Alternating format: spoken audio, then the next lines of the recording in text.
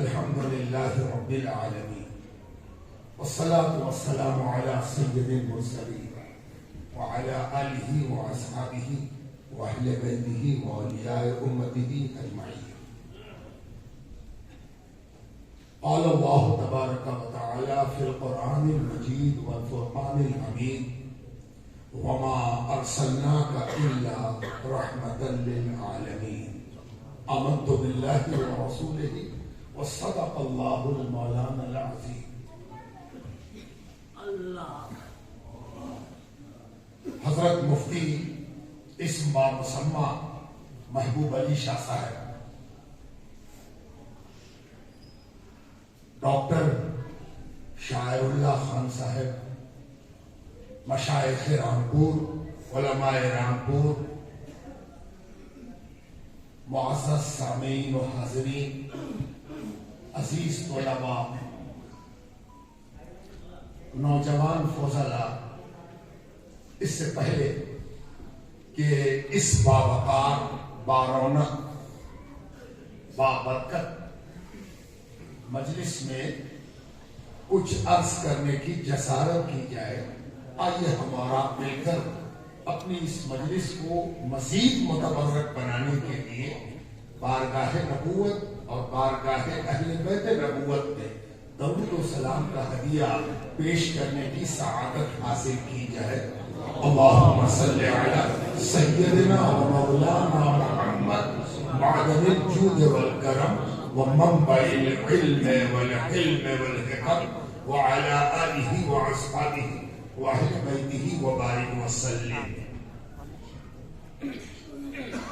سب سے پہلے تو میں اللہ سبحانہ تعالیٰ کا بڑا مشکور و ممنون کہ اس نے اس علمی شہر میں ایک بار پھر مہمان بننے کی سعادت عطا فرمائی۔ ایک ایسا علمی شہر جو اپنا دبستان علم و فن رکھتا ہے، اپنی ایک شناخت رکھتا ہے، اپنی ایک پہچان رکھتا ہے، ایک ایسا آب حیات جسے ایک گھونٹ پلا دیا وہ خود دبستان بن ایک ایسا مرکز جو آج بھی قدامت کے باوجود، جدید کی ترقی کے باوجود اپنی روایتوں کو سمیٹے ہوئے، وہ روایتیں فکری بھی ہیں، فنی بھی ہیں۔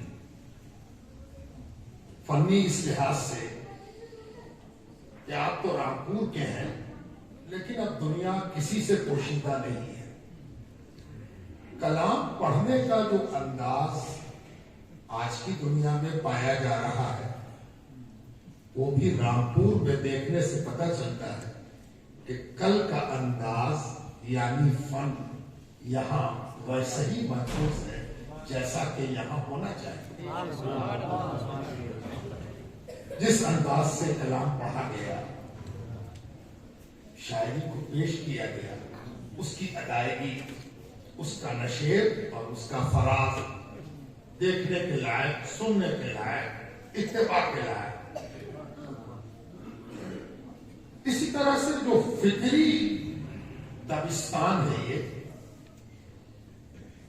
یہ تب کا دبستان ہے جب نئے دبستانوں کو نہ چوبند تھا نہ پھبند تھی۔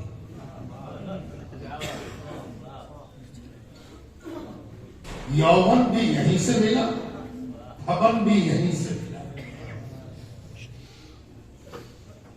یہ الگ بات ہے کہ آسان نہیں ہوتا تحدیث نعمت۔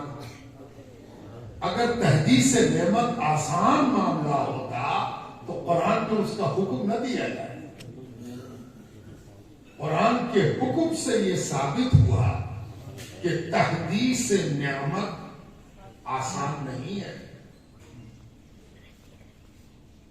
اور اس رامپور پر جب ہم ایک نظر ڈالتے ہیں تو ایک اور دلچسپ سا سوال ذہن میں پیدا ہوتا ہے۔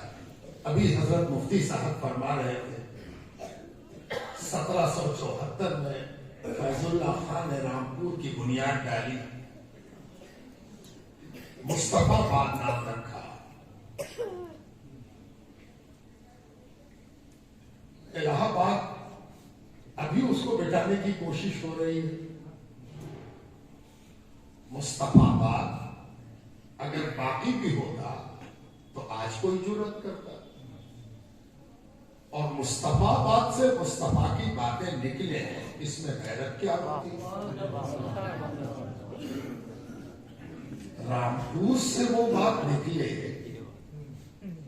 توجہ چاہیے۔ جو مجھے کہنا ہے وہ ہم الہ آباد سے کہیں، مصطفیٰ باد سے کہیں، تو یہ بات قرین قیاس ہے، حیرت کی بات نہیں ہے، آشچرج کا وشے نہیں ہے۔ آشچرج کا وشے یہ ہے بالکل اس کے برعکس کہ کفر از کعبہ برخیزت کجا مانت مسلمانی، یہاں کا معاملہ بالکل الگ ہے کہ رامپور سے اسلام کا چشمہ پھوٹا، اور جسے پیاس لگی اس نے اپنی سیرابی یہی ہے۔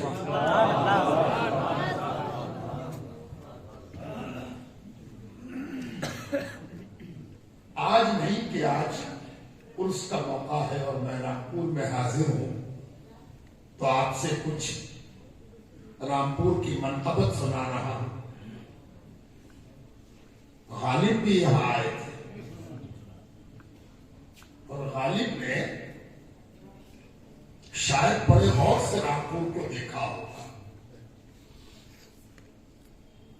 اور ان کے دیکھنے کی اگر تعبیر کی جائے تو ان کو کوئی کم نظر نہیں آیا، تو ان کو فکر ہوئی کہ سب برابر کے ہیں یا کوئی غالب بھی ہے۔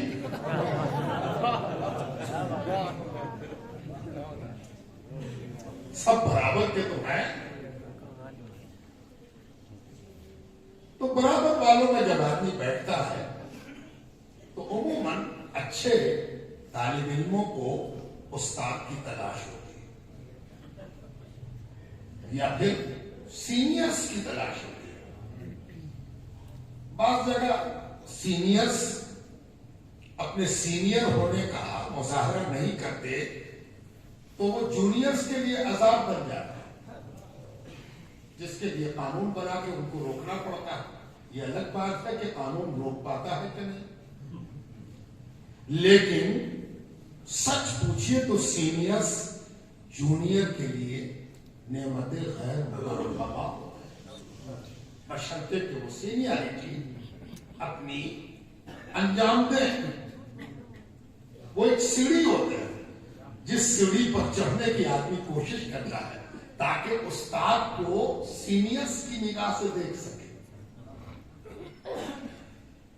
تو غالب کو یہ خیال تو ہوا کہ سب برابر کے ہیں، کوئی سینئر نہیں ہے، کوئی استاد نہیں ہے، تو اس نے پوچھا کہ سب سے ملاقات ہو گئی یا کوئی بچا ہوا ہے؟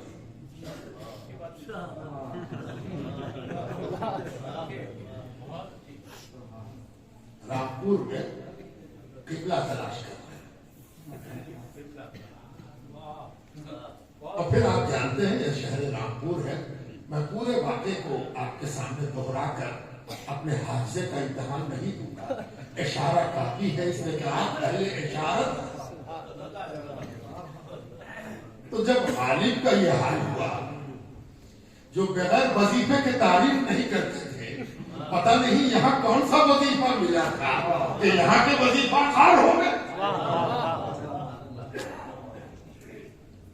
اور پھر اگر علم و ادب سے ذرا ہٹ کے ہم لوگ اس علم کی طرف چلیں جو علم ادب کو سینچتا ہے، اس علم کی بات کریں تو ایسا نہیں ہے کہ فیض اللہ خان یہاں حاکم ہوئے، فرمانروا ہوئے تو انہوں نے اورنگزیب کی طرح اور تتار خان کی طرح نہیں سوچا کہ کوئی فتاوی ہندیہ بھی ہو جائے، کوئی فتاوی تتار خانیہ بھی ہو جائے۔ انہوں نے بھی سوچا اور انہوں نے کہا نہیں، اس سلطنت کی، اس ریاست کی حکومت کا منہج طے کرنے کے لیے ایک مجموعہ فتاوا ہونا چاہیے، اور انہوں نے ہزاروں صفحات کو محیط فتاوا فیض اللہ خانیہ یا فیض خانیہ کے نام سے مرتب کرا دیا، جو عربی زبان میں، اور علامہ محمد یوسف زئی جنہوں نے اس کام کو کیا، انہوں نے رامپور کا ایک ایسا باب مکمل کر دیا کہ جب کبھی کوئی مڑ کے رامپور کی طرف دیکھے گا تو اس کو احساس ہوگا کہ یہ کسی فن میں پیچھے نہیں رہا۔ ہاں، یہ ناقدری تو ہو ہی گئی، شاید حکومت کے زوال کی وجہ کر وہ فتاوا عام نہ ہو سکا، شائع نہ ہو سکا، شائع تو نہ ہوا تو نہ ہوا۔ اتنی کتابیں رضا لائبریری نے چھاپ دی، کتابیں تو آج کل چھپتی ہیں، ان کا معیار بھی کسی کو خوش کرنا ہو گیا ہے۔ ہم کسی کو خوش کرنا چاہتے ہیں، ہم کسی کو بتانا چاہتے ہیں کہ ہم بہت سیکولر ہیں، اور اس وجہ سے اپنے سیکولر ثابت کرنے کی کوشش میں ہم معیار بھول جاتے ہیں، اور ہم یہ بھول جاتے ہیں کہ وہ کون سی چیزیں ہیں جن کو اولیت ملنی چاہیے، اور وہ کون سی چیز ہیں جن کو ثانویت اور ثالثیت میں رکھنا چاہیے، ثلث تک جانا چاہیے، یہ بھول جاتے ہیں۔ افسوس کی بات ہے کہ اب تک وہ فتاوا کا مجموعہ شائع نہیں ہوا، نہ اس پر پی ایچ ڈی ہوئی، نہ اس پر بحث ہوئی، کہ آخر فیض اللہ خان کی سنجیدہ کوششوں سے اس یوسف زئی خاندان کے ایک فرد نے علماء رامپور کی مدد سے فقہ و فتاوا کی دنیا کو کتنا وسیع کیا، کہاں پہنچائے۔ ان کے سامنے تو دونوں مجموعے موجود تھے، فتاوی تتار خانیہ بھی موجود تھا، اور فتاوی عالمگیری جسے فتاوی ہندیہ کہتے ہیں وہ بھی موجود تھا۔ اب کام اس سے آگے کہاں بڑھا، وہ کون سا منہج اختیار کیا گیا، یہ بڑا قابل غور ہے، اور اس پر کام ہونا چاہیے۔ وہ آگے بڑھے گا اور اس سے رامپور کا علمی قد اور بلند ہوگا۔ اب اس کے ساتھ ساتھ یہاں کا مدرسہ عالیہ، اس کو آدمی کیسے بھول جائے۔ ایک جگہ اور تھا مدرسہ عالیہ، وہ تو دو ٹکڑے میں بٹا۔ بنگال جب تقسیم ہوا تو انڈیا کا مدرسہ عالیہ اور پھر بنگلہ دیش کا مدرسہ عالیہ، انڈیا کا عالیہ کہنے کو اب یونیورسٹی ہو گیا ہے، عالیہ یونیورسٹی۔ بنگلہ دیش کا عالیہ ظاہر ہے کہ وہاں اس کو وہ شہرت اور عزت ملی۔ آج بنگلہ دیش میں رسیدہ استاد الاساتذہ قسم کے جتنے لوگ ہیں، سب کا تلمس اسی مدرسہ عالیہ سے کہیں نہ کہیں جا ملتا ہے، جو تاریخ میں اب گم ہوا چاہتا ہے۔ یہاں کا مدرسہ عالیہ، اس مدرسہ عالیہ نے جب اپنا علمی آبشار بہایا، بہت سے لوگ اپنے دارالعلوم کی تعریف کرتے ہوئے کہہ دیتے ہیں کہ یہ پہلی کوشش تھی، جیسے ہندوستان میں کوئی مدرسہ ہی نہ ہو، کوئی مرکز ہی نہ ہو۔ یہ بہت ہوتا ہے، بعض لوگ تحقیق کی دنیا میں کھڑے تو ہو جاتے ہیں، لیکن وہ تحقیق کی موشگافی میں کہیں نہ کہیں چوک جاتے ہیں۔ کسی چیز کو اولیت دینا، کسی چیز کو سب سے بڑا کہہ دینا، کسی کو حرف آخر بنا دینا، یہ سب تحقیق کی دنیا میں نہایت غیر تحقیقی ہے۔ اس لیے کسی دارالعلوم کو یہ کہہ دینا کہ یہ پہلی کوشش ہے اور سب سے پہلی ہے، اور جو ہے سو ہے، پہلے کچھ نہیں تھا یہی سب کچھ ہے. یہ دراصل اپنے لا علمی کا بے سلیقگی کے ساتھ اظہار ہے. جب اس دارالعلوم کے بانیان تلمس کی منزل طے کر رہے تھے تو مدرسہ عالیہ ان کو ثانوی تلمس طے کرنا سکھا رہا تھا.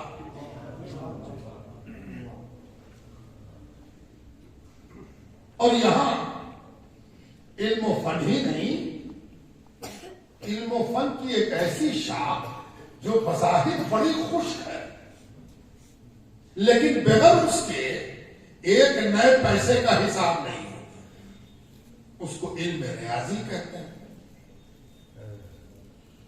اور اس کا بھی ایک علامہ، وہ بھی عبدالعلی نام کا، اسی سرزمین سے پیدا ہوا. اور اس نے مجبور کیا کہ آؤ ادھر آؤ، ریاضی ہم سے سیکھ لو تاکہ بڑے بڑوں کا حساب کر سکتے. حساب کرنا بھی جس نے سکھایا اس کا نام علامہ عبدالعلی رامپوری ہے. اور جب یہاں تک پہنچ گیا تو رامپور اگر ہاتھ میں چاقو دیتا ہے تو سر پر ٹوپی بھی پہنا دیتا ہے. اس چاقو کا غلط استعمال نہیں ہونا چاہیے. سر پر ٹوپی ہے، صرف ہاتھ میں ٹوپی نہیں دی، ہاتھ میں چاقو دیا، سر پر ٹوپی پہنایا. یعنی رامپور نے دونوں باتیں سکھائی. ٹوپی امن کی علامت ہے اور چاقو اگر مجبور کرو گے تو پھر جہاد کی علامت ہے. ہم امن کا فلسفہ بھی رکھتے ہیں اور یہ مت سمجھنا ہم بزدل ہیں، چاقو بھی رکھتے ہیں. یہ ہے رامپور. اب ایک تذکرہ نہ ہو تو پھر سب کچھ چھوٹ جائے. اور وہ ہیں صوفیہ مشائخ. ان کا سب سے بڑا کارنامہ یہ ہے کہ یہ توازن بناتے ہیں. ان کا کام ہے توازن بنانا، بیلنس بنانا. یہ سنتولت کرتے ہیں، ہے نا. ان کا کام یہی ہے کہ آؤ تم کو سنتولت کر دیں، بیلنس کر دیں، متوازن کر دیں. توازن نہ ہو، توازن ہونا بہت ضروری ہے. اور یہ بڑی زبردست ضرورت ہے. یاد رکھیے دنیا میں کوئی چیز ایسی نہیں ہے جس میں عدم توازن کا ڈر نہ ہو. یہ علم کا عدم توازن ہی تھا کہ بہت بڑا عالم شیطان ہو گیا. یہ جو شیطان جس کو کہا جا رہا ہے یہ عام آدمی کے لیے زیادہ اہمیت نہیں رکھتا، یہ علماء کے لیے بڑی اہمیت رکھتا. کہ ارے باپ رے باپ، یہ بہار کی زبان، ارے باپ رے باپ، ارے باپ رے باپ، یہ تو عالم ہی سے شرم بنا. تو ہر عالم کو جس سنجیدگی کے ساتھ لاہور پڑھنا چاہیے وہ غیر عالم کے لیے وہ مقام ہی نہیں. عالم جب لاہور پڑھے گا تو بات سمجھ میں آئے گی کہ ارے ابھی تو شیطان کو سمجھ رہا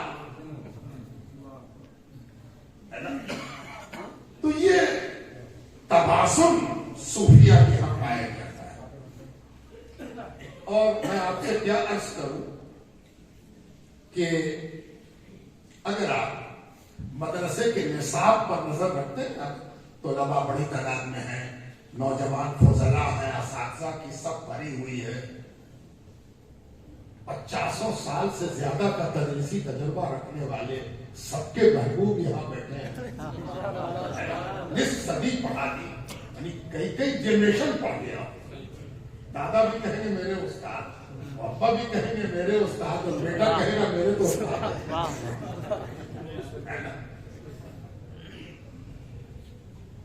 تو آپ جانتے ہیں کہ ان مدارس میں جو نصاب ہے اس پر بڑی بحثیں ہوتی رہتی ہیں. نصاب کیسا ہونا چاہیے, نصاب میں کیا ضروری ہے اور کیا غیر ضروری ہے, کیا بدلنا چاہیے کیا نہیں بدلنا چاہیے, ان سب پر بحث ہوتی رہتی ہے اور ہونا بھی چاہیے. ظاہر ہے کہ جو نصاب ہے وہ نص نہیں ہے. ہمارے معاشرے کی ایک سب سے بڑی دقت یہ ہے کہ ہم نے نص پر ایمان لا کر ایک اور غلطی کر دی ہے کہ شوق وابستگی نص اتنا ہم کو ہو گیا ہے کہ جو نص نہیں ہے اس کو بھی ہم نص بنا کے بیٹھے ہیں. ہم سمجھتے ہیں کہ یہ بھی نص. ارے بھائی یہ نص نہیں ہے, یہ کسی ماہر کا فیصلہ, کسی ایکسپرٹ کی رائے ہے. یہی فتوے کا بھی حال ہے, یہی تشریح کا بھی حال ہے, یہی تفسیر کا بھی حال ہے, یہی تعبیر کا بھی حال ہے, یہی توضیح کا بھی حال ہے. ارے تم نے تفسیر کو بھی نص بنا دیا, تم نے توضیح کو بھی نص بنا دیا. ذرا ٹھہرو, ذرا سمجھو. اسلام کا بڑا کنٹریبیوشن ہے. اسلام نے آج کل آپ دیکھتے ہوں گے کہ بہار میں تو بکثرت ہو رہا, اب دیکھ رہے ہیں کہ بہار سے باہر بھی یہ چیز شروع ہو کہ جتنے پل وغیرہ بنے ہیں, برج وغیرہ یا سرکاری عمارتیں ہیں, ان کے دیواروں پر آج کل نیا رنگ روگن کر کے کچھ پینٹنگ کی جاتی, کچھ ڈیزائن بنائے جاتے. آپ بھی دیکھ رہے ہوں گے جو نیشنل ہائی وے ہے تو بہار میں بھی, بہار میں پہلے سے یہاں اب دیکھ رہے ہیں بہار میں شروع ہو گیا کہ وہ اسی بہانے معاش ملا مسافروں کو, تو مسافر ایک سے ایک تصویر بناتے ہیں, اتنی خوبصورت. دیکھتے دیکھتے انہوں نے پہلے سفیدی کی, پھر رنگ کیا, اور اس پر ایسی ایسی تصویریں اتار دی کہ دیکھنے والا دم ہے کہ ایسی تصویر ہے جیسے اب بول اٹھے گا. تو میں جب جب اس تصاویر کو دیکھتا ہوں تو مجھے خیال آتا ہے کہ اسلام کا ایک کنٹریبیوشن, اسلام کا ایک بڑا کارنامہ یہ ہے کہ مصوروں کے ہاتھ سے قلم لے کر, مجسمہ سازوں کے ہاتھ سے ان کی فنکاری کا سانچہ لے کر ان کے ہاتھ میں قلم تھمایا اور کہا محنت ہی کرنی ہے تو تصویر پر کیوں کرو, حروف پر کرو, خطوط پر کرو,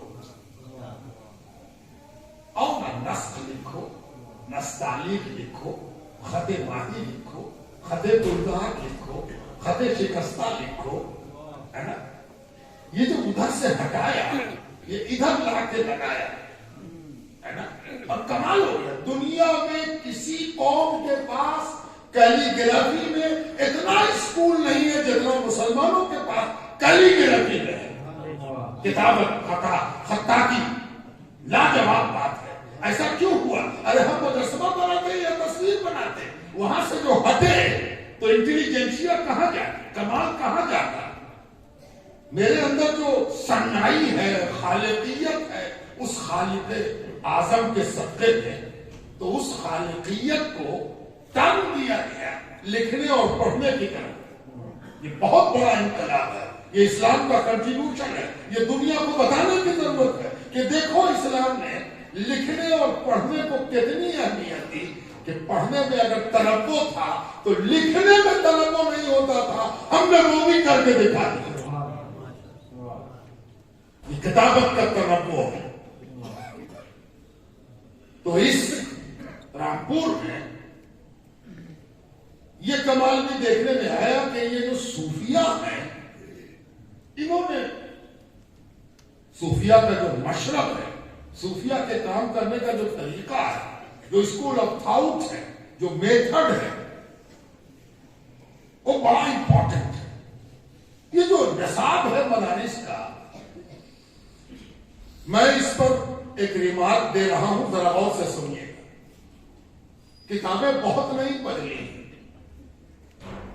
ان سینکڑوں برس میں کتابیں بڑھی ہیں, رزلٹ بدل گئے, نتیجہ بدل گیا. کیسے؟ ایسے کہ خواجہ نظام الدین اولیاء قدوری پڑھ کے اپنا نصاب مکمل کر کے شیخ کھوجتے ہیں، پیر کھوجتے ہیں، اہل اللہ کھوج رہے ہیں، اہل اللہ کی صحبت کے شائق ہیں۔ شیخ شرف الدین احمد یحییٰ ملیری بخارا سے آئے ہوئے استاد علامہ شرف الدین ابو تمامہ بخاری کی خدمت میں رہ کر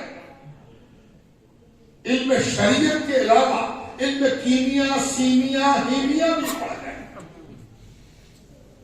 لیکن شاہ کھو رہے ہیں، مرشد کھو رہے ہیں، نصاب وہی ہے، نتیجہ کہاں چلا گیا؟ یہ بڑا امپورٹنٹ ہے، بہت اہم بات ہے کہ بھائی نصاب ہم نے بدلا نہیں تو نتیجہ کیسے بدل گیا؟ دراصل بات کیا تھی؟ جس آدمی کو کھڑے ہونے پر اپنے ڈس بیلنس ہونے کا احساس ہوگا وہی نہ کھوجے گا کہ کوئی سہارا ملے جو بیلنس توجہ چاہے۔ ایک چھوٹی سی بالکل سطحی معمولی مثال دے رہا ہے کہ میں کھڑا ہو جاؤں اب مجھے احساس ہو کہ ہم ڈس بیلنس ہو رہے ہیں تو ہم کیا کریں گے؟ سہارا کھوجیں، اب سوچیں گے کہ محبوب صاحب کے قدموں پر اگر گر جائیں تو محبوب کے قدموں پر گرنا تو پوری اردو فارسی عربی شاعری کا کمال ہے کہ نہیں؟ تب اصل بات یہ ہے کہ موجودہ زمانے میں اسی نصاب جو کل احساس دلایا تھا کہ تم توازن کھو رہے ہو، وہ اس زمانے میں یہ احساس دلا رہا کہ تم سے زیادہ متوازن کون ہے؟ تم سے زیادہ متوازن کون ہے؟ تم ہی تو ہو، تمہارے علاوہ سب ڈسپائر، تمہارے علاوہ سب وزن کھو چکے ہیں۔ یہ اس نصاب کی بدقسمتی ہے جو اس زمانے میں نظر آ رہی ہے۔ نصاب وہی، نتیجہ بدل گیا، اور اس لحاظ سے اس نصاب پر نظر ثانی کی ضرورت ہے جس پر میں زیادہ اس موقع پر نہیں بولوں گا۔ یہ جو صوفیاء کرام ہیں، مشائخ کرام ہیں، آپ سوال کر سکتے ہیں ہم سے کہ کیا ڈس بیلنس، کیا عدم توازن، اس کو بھی کھول دیجیے۔ جی،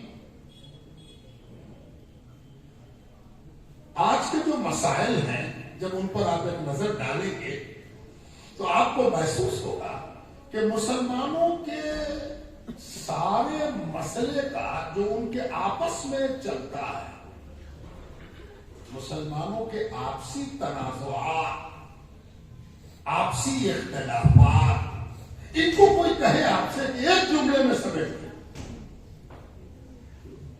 یہاں طلباء بڑی تعداد میں بیٹھے اور میرے خیال میں زیادہ تر اونچے درجات کے ہیں، اب ایک جملے میں سمجھنا ہے مسلمانوں کا آپسی اختلاف، اس کو ایک جملے میں بتائیے۔ آپ کیا سوچتے ہیں؟ آپ کیا سمجھتے ہیں؟ آپ کی کیا انالائسس ہے؟ آپ کا کیا حاصل مطالعہ ہے؟ تو چلیے میں بتاتا ہوں میں نے کیا سوچا، اور میں خوب جانتا ہوں کہ اس کے علاوہ بھی اہل علم کی رائے ہو سکتی ہے، میری رائے فائنل نہیں ہے، میری سوچ ہے، ہم ایسا سوچتے ہیں۔ ہو سکتا ہے کہ کل کے دن آپ کی کوئی اچھی رائے آ جائے تو میں پوری خندہ پیشانی کے ساتھ اس بات کا اعلان کروں گا کہ میں اپنے جملے سے رجوع کر رہا ہوں۔ حیرت کی بات ہے کہ یہ رجوع کرنا کب سے کفر ہو گیا؟ رجوع کفر ہو گیا۔ ہر روز رکوع کرنے والا رجوع کو کفر سمجھ رہا کہ رجوع کفر اللہ کی۔ تو میں ایک جملے میں اگر مجھ سے کوئی کہے کہ مسلمانوں کے سارے اختلافات اس ایک جملے میں سمٹ جاتے ہیں کہ مسلمانوں میں سارا اختلاف انٹرپریٹیشن کا ہے، نص ایک ہے، کتاب ایک ہے، سنت ایک ہے، سارا جھگڑا تعبیر کا، خط ایک ہے، توضیح الگ الگ ہے نا. اور جناب ساری جنگ اسی بات کی ہے، تم یہ سمجھتے، ہم یہ سمجھتے، ہم وہ سمجھتے ہے نا. اچھا کیا ہمارے بزرگوں نے اس پر نظر نہیں رکھی تھی؟ جی واری جائیے اپنے بزرگوں، اپنے اسلاف، آپ کے اسلاف بلا شبہ اس لائق ہیں کہ ہم ان پر نثار، ہم ان پر قربان اور ہم ان پر فخر کریں، ان کے لیے الگ سے ایک تماشا لکھیں کہ ہم ان پر فخر کرتے ہیں، ان کے علم کی داد دیتے ہیں، اس بات کے لیے کہ انہوں نے ایک ماحول بنایا تھا. کون سا ماحول؟ مدرسے میں ایک ماحول بنایا گیا تھا کہ جب فقہ پڑھایا جائے گا تو کیا پڑھایا جائے گا؟ موازنہ پڑھایا جائے گا. امام شافعی کا یہ کہنا ہے اور یہ کہنے کے لیے ان کی یہ دلیل ہے. امام اعظم کا یہ کہنا ہے اور یہ کہنے کے لیے ان کی یہ دلیل ہے. اور دونوں کی دلیل الگ، دونوں کا نتیجہ الگ، اور دونوں صاحب الرائے. کیا خوبصورت بات ہے صاحب. ذرا غور تو کیجیے کہ مدرسہ کس چیز کا نام ہے؟ الف با تا سا کا وہ تو مکتب ہے. مدرسہ اس چیز کا نام ہے جہاں پہنچ کے طالب علم اس لائق ہوتا ہے کہ اختلاف اور اختلاف کی حقیقت اور اختلاف کے باوجود ان کی عزت سیکھ سکے. پہلے تو اختلاف سیکھے، اختلاف کی بنیاد سیکھے، اختلاف کی وجہ جانے، اختلاف کے دلائل جانے، اور تب اختلاف کے باوجود ان کی عزت سیکھ سکے. یہ مدرسہ ہے. کیا ہو گیا مدرسے؟ کیوں مدرسہ اپنے اس منہج پر نہیں رہا؟ جو کچھ ہم پڑھا رہے اس کا نتیجہ معاشرے میں نظر نہیں آیا. کیا تماشا، یہ کیا ہو رہا ہے؟ صوفیہ پر بات چل رہی ہے، صوفیوں پر آ رہے ہیں، لیکن بیچ میں یہ ایک بات نکل آئی ہے، جب تک عہد جہالت سمجھ میں نہ آئے عہد اسلام کیسے سمجھ میں؟ تو پہلے جاہلی شاعری، جاہلی ادب، جاہلی معاشرہ، جاہلی فکر، اس کو پہلے سمجھ لو تو پھر اسلام سمجھ میں آئے. تب جب اس حوالے سے آپ غور کریں گے تو آپ کو ایک چیز محسوس ہوگی کہ کہیں نہ کہیں پر چوک ہو گئی.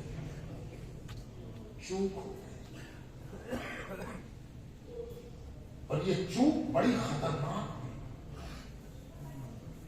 حیرت کی بات ہے کہ فقہا، ہر زمانے کا فقیہ اپ ڈیٹ ہوتا ہے. الحمدللہ یہ فقیہ کی بڑی بات ہے کہ فقیہ ہمیشہ اپنے زمانے کے ساتھ کھڑا ہوگا. نہیں کھڑا ہوگا تو وہ فقیہ نہیں ہے، وہ کسی کتاب کا پرانا ورق ہے، بوسیدہ ورق ہے. اور اگر فقیہ ہے تو اپنے زمانے کے اعتبار سے بالکل تازہ ہوگا. اس سے جو تازہ بات پوچھی جائے گی اس کا وہ قدیم کے حوالے سے تازہ جواب دے گا. اس کو فقیہ کہتے ہیں. تو جب فقیہ ہر زمانے کا تازہ ہوگا تو کل کے اختلاف کو وہ عزت کے ساتھ پڑھا رہا ہے تو موجودہ اختلاف میں بات کیسے بھول گیا؟ بڑی اہم بات ہے. اور یہ بات اس لیے اہم ہے کہ اس وقت یہ ہم سب کا مسئلہ ہے. یہ رامپور کا مسئلہ نہیں ہے، یہ پوری دنیا کا مسئلہ ہے، مسلمانوں کا مسئلہ. اور یاد رکھیے مسلمانوں کا مسئلہ اس لیے اہمیت رکھتا ہے کہ جس دن مسلمان اپنا مسئلہ حل کر کے اپنے وجود کو بامانہ نہیں بنائے گا پوری دنیا پریشان رہے گی. ہم ہیں مسئلے کا حل. مسئلے کا حل کون ہے؟ مسلمان. یہ اسی لیے پیدا کیا گیا تھا کہ دنیا کے مسائل کو حل کرے گا، یہ تو اپنے ہی مسئلہ کو. اس لیے ہم دنیا کا پرابلم بن گئے ہیں. اس لیے نہیں، بہت سے لوگ سمجھتے ہوں گے کہ دنیا کا پرابلم کیسے بن گیا. دنیا کا پرابلم اس لیے بن گئے کہ ڈاکٹر ہی بیمار ہو گیا. اتنا بیمار ہو ڈاکٹر کہ سارے مریض بیچارے ڈاکٹر کی بیماری دیکھ کر اپنے ہی مرض میں خود ساختہ مرے چلے جا رہے ہیں. کوئی علاج ہی کرنے والا.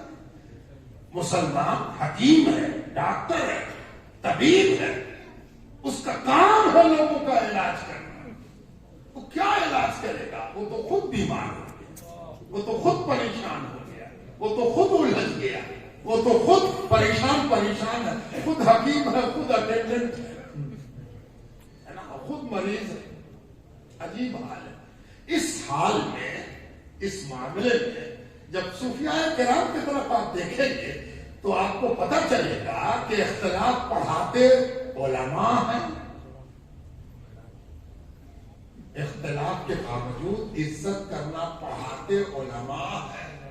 عمل صوفیاء کرتے ہیں، عمل صوفیاء کرتے ہیں، اور وہاں سے وہ لیتے ہیں کہ پڑھ کے تو آئے ہو، عمل میں کیوں نہیں ہے تمہارے؟ ہے نا. اچھا دیکھیے عمل کیا ہو. آپ تو جانتے ہیں کہ عمل کیسے ہوتا. وہ مدرسے میں پڑھاتے حضرت امام شافعی، اللہ ان کی ذات پر، ان کی قبر مبارک پر رحمت نازل کرے.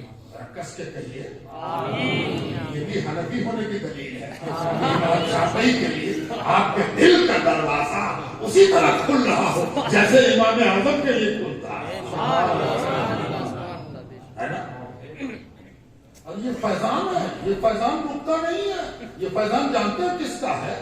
لا نفرق بین احد من الرسل. یہ جو پروردگار نے پڑھایا تھا کہ رسول اللہ کی جو امت ہوگی، حضور پاک علیہ السلام کی جو امت ہوگی، اس کی ایک بڑی کوالٹی یہ ہوگی کہ لا نفرق بین احد من الرسل.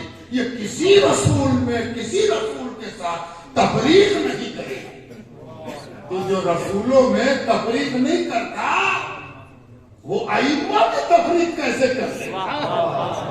شریعت کے فرق کے باوجود جب نبیوں کے درمیان تفریق نہیں کرتا تو اس نے سیکھ لیا ہے کہ جب الگ الگ انبیاء کے درمیان تفریق نہیں ہوگی تو ایک امت کے ائمہ کے درمیان تفریق کیسے ہوگا؟ امام شافعی مجتہد ہے، کوئی دو رائے نہیں. دنیا کا اجماع. اور یہ بھی معلوم ہے کہ مجتہد اس کو کہتے ہیں جو کسی معاملے میں قرآن و سنت اور اجماع کے علاوہ جہاں جہاں یہ تینوں چیزیں مددگار نہ ہو، ویکوم بنے، سوالیہ نشان بنے، پرشن واچک چنہ بنے کہ قرآن میں نظر نہیں آ رہا، سنت میں وہ چیز میری نظر کی رسائی تک نہیں آ رہی، اجماع کی کوئی دلیل نہیں مل رہی، کوئی ثبوت نہیں مل رہا، وہاں پر مجتہد کا کام ہوتا ہے کہ وہ اپنا اجتہاد پیش کرے. واجب ہے اس پر کہ وہ اجتہاد کرے، لازم ہے اس پر کہ وہ اپنی راہ خود طے کرے. لیکن کبھی کبھی کیا ہوتا، امام شافعی ایک روز نماز پڑھ رہے ہیں. کسی نے ان کو دیکھا تھا کہ نماز پڑھنے سے پہلے خط بنا رہے، بال بنوا رہے، خط بنوا رہے، ناخن بنوا رہے. نماز پڑھ کے تمام کیا تو ایک ان کے مسلک کا پیروکار آگے بڑھا اور اس نے کہا امام ایک بات کہہ رہی تھی. کہا بولو. کہا حضرت آپ نے تو بال بنوایا تھا نماز سے پہلے، خط بنوایا تھا، ناخن بنوایا. جی ہاں. اچھا تم دیکھ رہے تھے؟ ہاں دیکھ رہے تھے. بولو کیا بات؟ حضرت کاندھے پر دیکھا کہ کچھ بال موجود ہیں. خط جو بنوایا، ناخن جو بنوایا، اس کے کچھ فضلات ٹکڑے جسم پر نظر آئے اور آپ نے نماز پڑھ لی. جبکہ آپ کے نزدیک جب تک ان سے پاکی نہ حاصل کی جائے، ان کو دور نہ کیا جائے، طہارت میں سوالیہ نشان ہے۔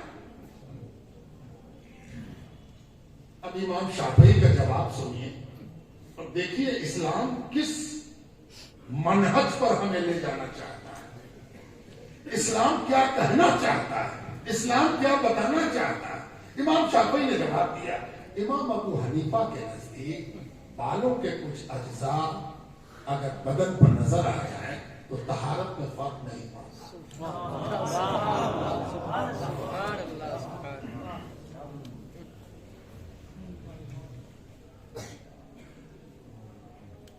واہ واہ کہنے سے جس کی غزل ہے اسی کا مصرع ہے، یہ مشکل ہو گئی کہ مصرع ان کا ہے، بابا کیا مصرع ہے، بابا ارے یہ مصرع نہیں ہے، یہ تو گائیڈ لائن ہے۔ کہاں چھوٹ گئے ہم، کہاں رہ گئے ہم؟ مجتہد کے لیے کسی دوسرے مجتہد کے اجتہاد پر عمل کرنا اس کے شان اجتہاد کے خلاف ہے۔ مجتہد اس بات کا جب اس نے امام اعظم کے قول پر اپنی بات اپنی حامی بھر دی اور کہا اس پر عمل کیا، جی ہاں، جب مجتہد کے لیے ایسا کرنا ممکن ہے تو مقلد کو کون پوچھے؟ مقلد کو کون پوچھے، ہے نا؟ کہاں ہے سختی، کس بات کا اختلاف، کہاں کا جھنجٹ، وہ کون سی باؤنڈری، وہ کون سی سیما، وہ کون سا لکیر کھینچنے کی کوشش ہو رہی ہے جس میں ایک دوسرے کی پگڑی اچھلے، ایک دوسرے کا جبہ پھاڑ دیا جائے، ایک دوسرے کی سنت پھاڑ دی جائے، ایک دوسرے کے ساتھ جوتم و پیزار سے بھی آگے کچھ ہو جائے۔ اب تو خون بہ رہا ہے ماشاء اللہ، ہے نا؟ اور پورا پورا مجمع جس چیز پر داد دیتا ہے، کاٹ دو، چھانٹ دو، لپیٹ دو، جلا دو، اللہ کی طرح مصرع پڑھ جانا قافیہ ہے، کاٹ دو، لپیٹ دو، تو یہ منہج ہے جو صوفیاء کرام کے ہاں جب آپ چلیں گے تو آپ کو یہ منہج زندہ ملے گا، زندہ۔ پہلے تو حضرت مجدد کی بارگاہ میں چلا، چونکہ یہ حضرت مجدد کا گھر ہے، مجدد الفسانی کا یہ گھر ہے۔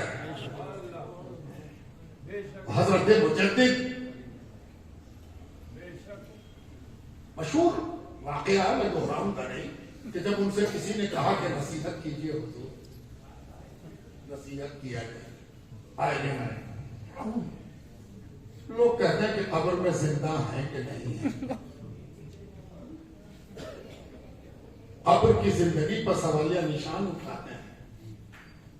ارے جس کا فرمود زندہ ہے، توجہ چاہتا ہوں، اس فرمود کی زندگی پر بڑا معاملہ ہے۔ قرآن جاویدانی کتاب ہے، اب جو اس کتاب سے وابستہ ہوگا اس کے اندر فرمود میں وہی کیفیت پیدا ہوگی جو قرآن پر اتباع کے نتیجے میں ہوگی۔ کیا خوبصورت بات، کہا نصیحت کیجیے، کہا دیکھو کبھی دعوے خدائی نہ کرو۔ ارے سارا تصوف سمیٹ کے یہاں آ گیا، اور فقہ والوں کو پہلے دن بھی یہی پڑھانا چاہیے اور آخری دن بھی یہی پڑھانا چاہیے، پڑھا کے داخل کرنا چاہیے اور پڑھا کے خارج کرنا چاہیے۔ استاد جب فیڈنگ شروع کرے، استاد کیا کرتا؟ انگلش میں ایک لفظ ہے فیڈنگ، اس کے لیے بہت خوبصورت لفظ میرے پاس اردو میں نہیں ہے کہ ہم آپ کے لیے کوئی اور لفظ استعمال کریں، ہے نا؟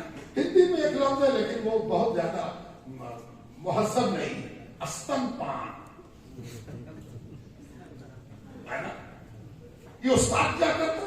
استاد فیڈنگ کرتا، تغذیہ، غذا کھلاتا، پرورش کرتا، کھا پی کے آئے ہو بیٹا، آپ بہت کھلا کے بھیجیس ہے، خوراکی بھی دیس ہے، اگر یہ خوراکی سے تمہارا کام وہی چل جاتا تو یہ آئے کرے گا، یہاں تو ہم پلائیں، ہم پلائیں۔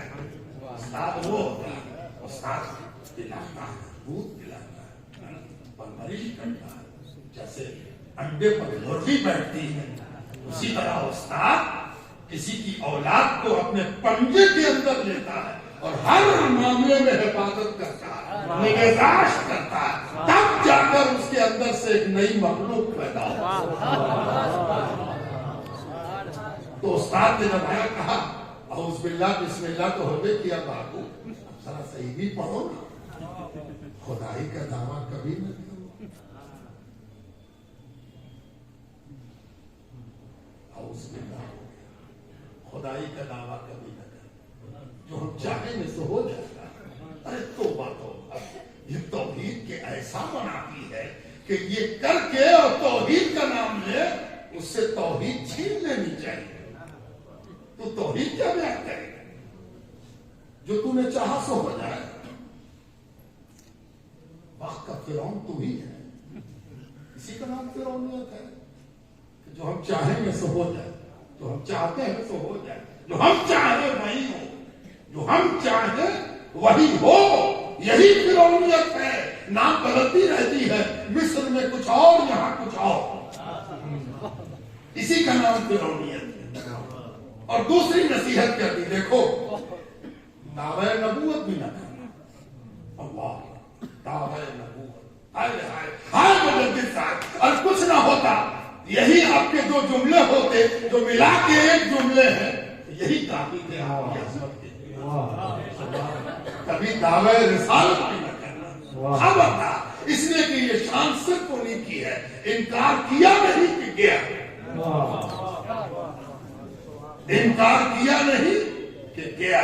खबरदार, तुम में से कोई ऐसा ना हो जो अपने इनकार पर उसी तरह ट्रीट करे जिस तरह नबी के इनकार पर होता है। कांप जाया करो, तुम्हारा कोई इनकार करे तो कह दिया करो हाँ हाँ इनकार कर सकते हो, हम कोई नबी थोड़ी है कि हमारे इनकार से बाहर हो। कहाँ हो तुम?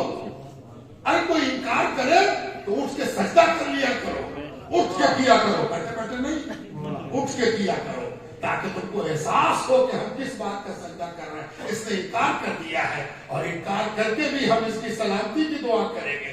यही मेरे उम्मती होने की दलील है। हम उम्मत है, उम्मती होने की दलील यही है। और ये काम कौन करता है? सूफी करता है। ये सूफी का काम है ना।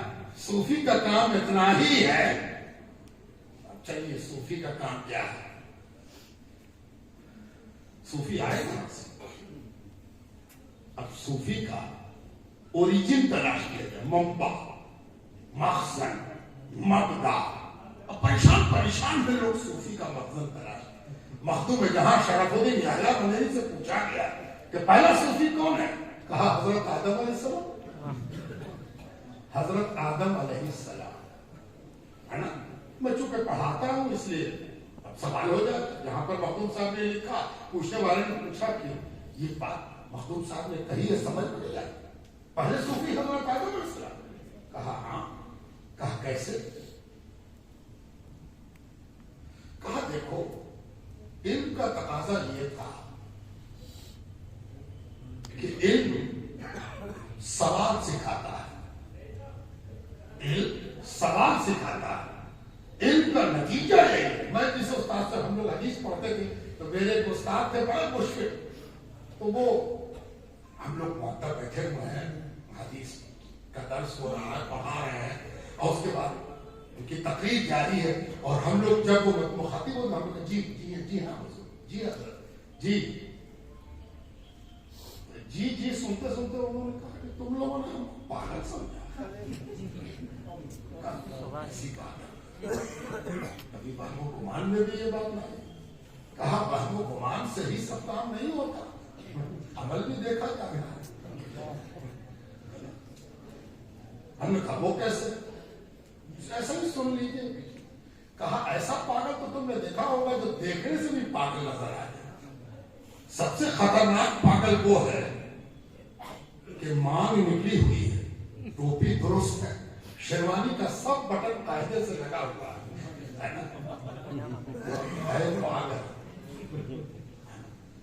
ये बड़ा खतरनाक पागल। और कहा हुजूर मतलब ये कि हम नहीं समझ पा रहे। कहने लगे हर चीज में जी जी करोगे तो बहुत मुश्किल है। कोई सवाल पैदा नहीं हुआ, कोई इश्काल पैदा नहीं हुआ, कोई चीज गलत समझ में नहीं आई कि ये गलत है, ये सही कैसे हो गए, ये दुरुस्त कैसे हो गए। अरे सवाल नहीं करोगे तो इसके मतलब हो गए कि डर के मारे हाँ कह रहे हैं, और हम पागल नहीं है कि हमसे डर जाए, हम तुमसे सवाल से पूछोगे। तो इल्म की नुमाइंदगी वहां कौन कर रहा था? शैतान। उसने कहा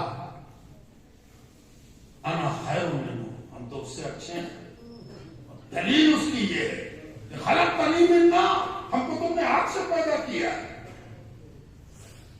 और दलील के एतबार से ये सही है कि आग अफजल है, लेकिन इतना पढ़ने वाला, इतना पढ़ाकू, इतना बड़ा मुअल्लिम ये नहीं समझ सका कि फजीलत तकदीर नहीं है। तवज्जो चाहता, फजीलत तकदीरी नहीं है। फजीलत कहते हैं उस मनसब को जिस पर बनाने वाला बैठा दे तो वो अफजल है।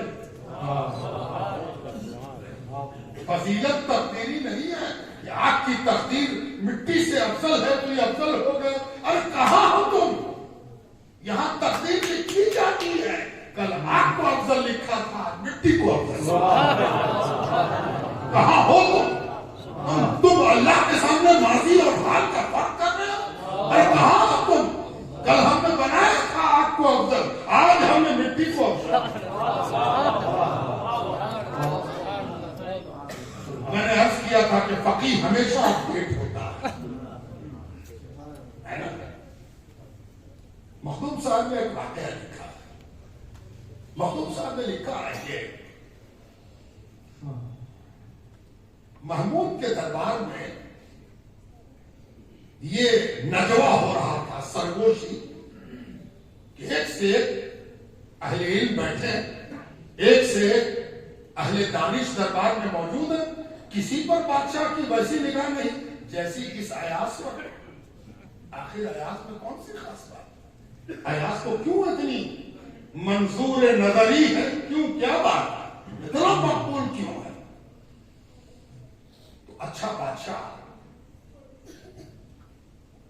टोह लेता रहता है। वो बादशाह ही नहीं है जो टोह न ले। इस टोह लेने के लिए बादशाह लोगों को बहुत खर्चा करना पड़ता है। आपको मालूम ही है कि अभी कहां से उन्होंने एक सबील खोजी कि किसको कैसे टोह में लिया जाए। इसके पता करने के लिए पूरी एक खरीदारी हुई और बड़े बड़े उसमें परेशान है कि मेरी भी टोह है, हम भी टोह में है, हमारा भी रिकॉर्ड हो रहा है ना। तो बादशाह को टोह लेना पड़ता। तो बादशाह टोह ले रहा था तो बादशाह ने कहा कि अच्छा ये सवाल पैदा होगा, चलो। उसने अपने खजाने से महमूद गजनवी ने कीमती जवाहरात का एक पूरा बक्सा मंगवाया और जवाहरात कीमती से कीमती, और उसके बाद बड़े बड़े ऑफिसरों को बुलाया, वजीरों को बुलाया, उमरा और रूसा को बुलाया और सबको लेके हवाले किया। तुम अयास को भी बुलाया, उसको भी। उसके बाद कहा कि जरा इसको चूर के लाओ, जरा इसको चूर के ले। अब लेके चले, बड़ा अटपटे मन से सोच रहा है इतना कीमती है, नगीना है, और इसको कह रहे हैं कि चूर के ले। क्या करें, क्या करें? सब सोच रहे थे, सोचते सोचते बड़ी बड़ी मुश्किल से तोड़े के न तोड़े, बड़ा मुश्किल। अयास गया, चूर के लेके चला। बाकी लोग इंतजार में थे कि पहले अयाज ही रुसवा हो, पहले अयाज रुसवा हो जाए फिर भी चूर लेके आया। बादशाह ने पैबर बदला और कहा, अरे जरा तुमको अकल नहीं है, कितनी कीमती चीज को चूर के ले, इतनी कीमती चीज तुमने बुरादा करके चूर लिया, जरा एहसास ना हुआ इसकी कदर और कीमत का। सबके मुंह पर जवाब यह था कि आप ही ने तो कहा था। सबने क्या कहा? आप ही ने तो कहा था, आप ही का तो हुक्म था। जिसने चूरा था वो भी बोल रहा है, जिसने न चूरा था वो भी बोल रहा है। बादशाह ने अयास को देखा और पूछा कि तू क्या कहता है? अयास ने कहा,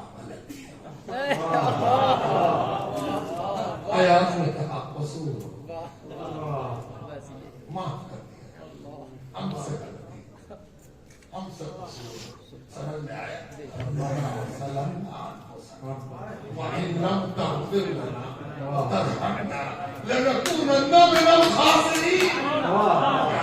एक तरफ शैतान कह रहा जमा अगुवाई करी, तूने ही हमें गुमराह किया है, दूसरी तरफ हज़रत आदम कह रहे रब्बना सलमना वइन लम तग़फिर लना व तरहमना लनकुनन्ना मिनल खासिरीन। हे परवरदिगार, हमसे गलती हो।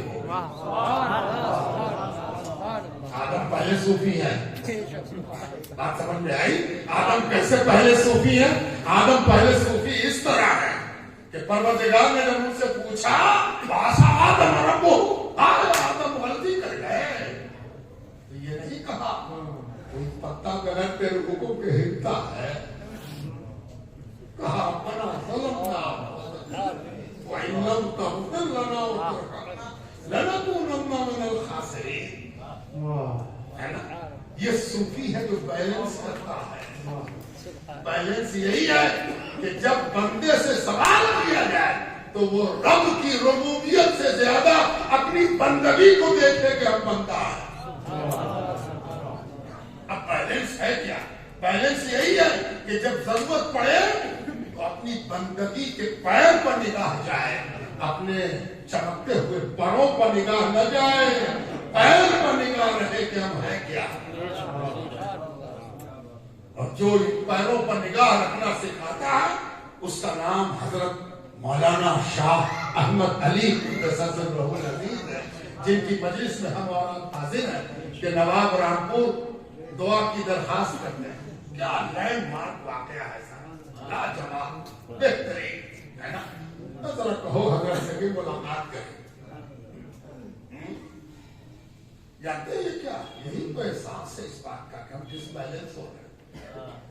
कोई पकड़ लेता, कोई संभाल लेता। मैंने पहले कहा कि ये बड़ी बात है कि किसी को एहसास हो कि हम तवाज़ुन खो रहे हैं, है ना?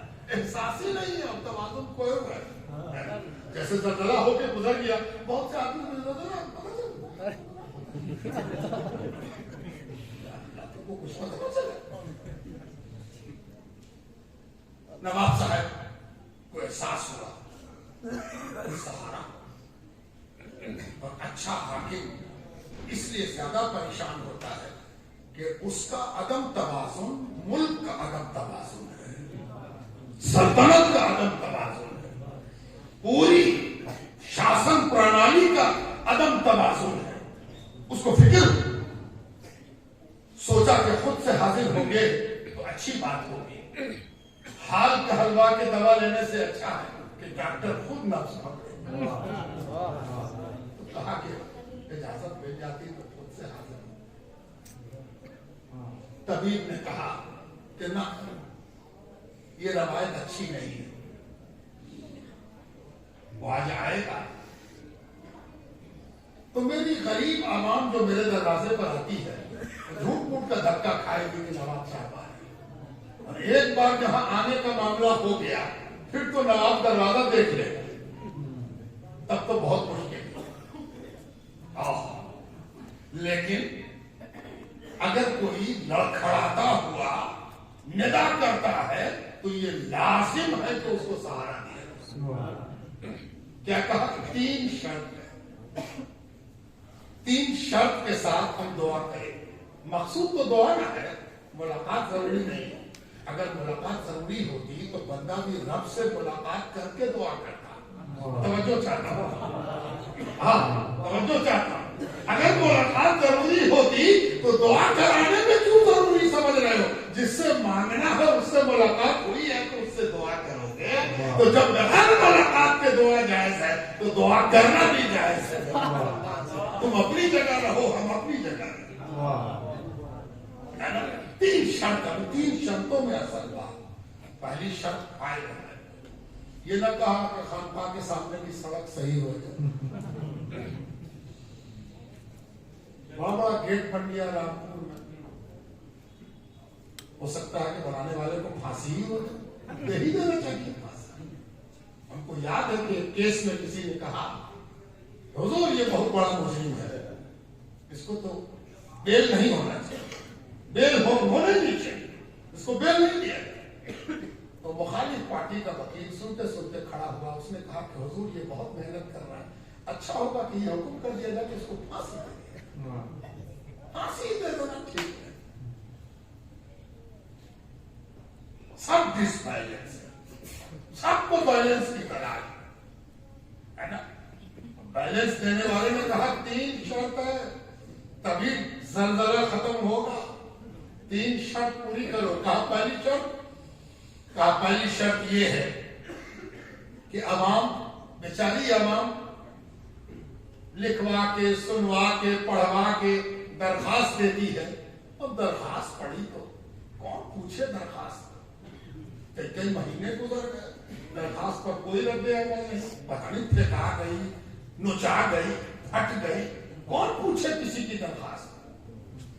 اس سے عوام کو بہت نقصان ہوتا ہے, عوام بہت پریشان ہوتی ہے. اور سنو, جب عوام پریشان ہوگی, عوام بادشاہ سے نا امید ہوگی, تو اللہ سے امیدواری کا حق کہاں پہنچے گا. اللہ سے امیدواری کا حق اسی کو ہے جو بندوں کو نا امید نہ کرے.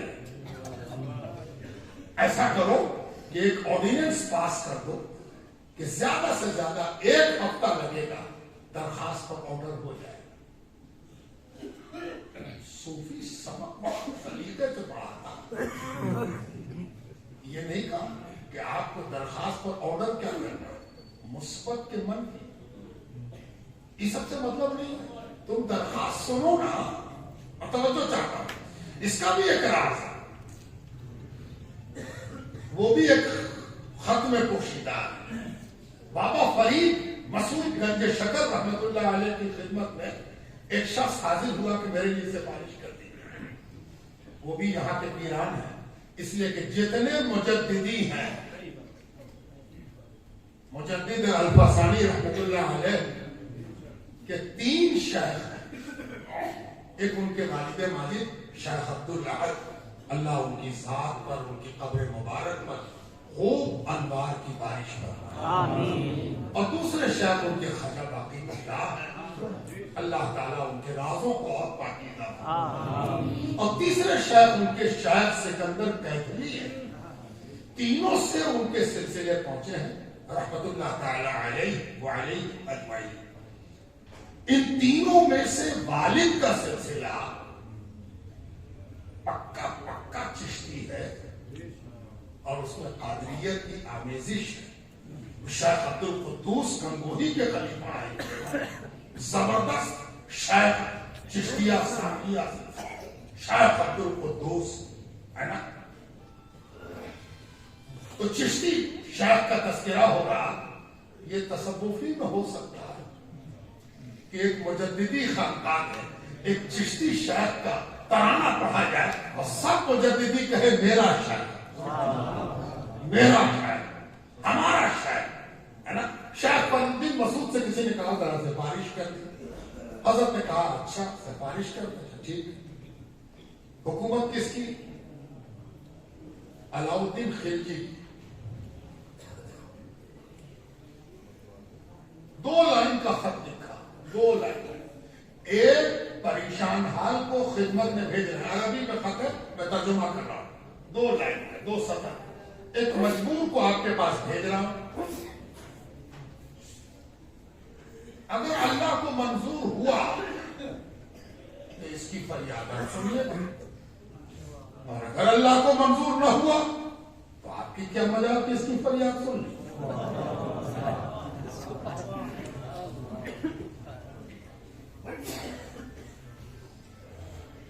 کیا بیلنس درست کرتے ہیں صوفیہ ہے نا. اس سلطنت کے خمار نے تجھ کو ڈس بیلنس کر دیا ہے, دیکھ ہم کیسے بیلنس کرتے ہیں. سن, تو اگر ہاں لکھے گا تو پروردگار کا ہاں ہوگا, تب تو لکھ رہا ہے ہاں. اور اگر تو نے نہ لکھا تو کبھی مت سوچنا کہ ہم نے نہ کیا, اور جب وہاں سے نہ ہو گیا تو صرف کاغذ بانٹنے والا. ہوش میں رکھ, ہوش کا ناخن رکھ. کبھی یہ نہ سمجھنا کہ میں نے ہاں کہا اور میں نے نہ کہا. ارے ہاں نہ تو وہاں سے ہوتا, تو منشی ہے, منشی بحال ہوا ہے. جو لکھوایا جائے گا سو لکھے گا. منشی ہونے کا خیال کر اور اپنی حکومت بچا. کہا پہلی شک 1 ہفتے میں درخواست پر آرڈر ہو. جو 1 ہفتے کا خیال رکھے گا وہ درخواست میں کی گئی درخواست کو کیسے بھول جائے؟ وہ اپنے آپ کو بھول جائے.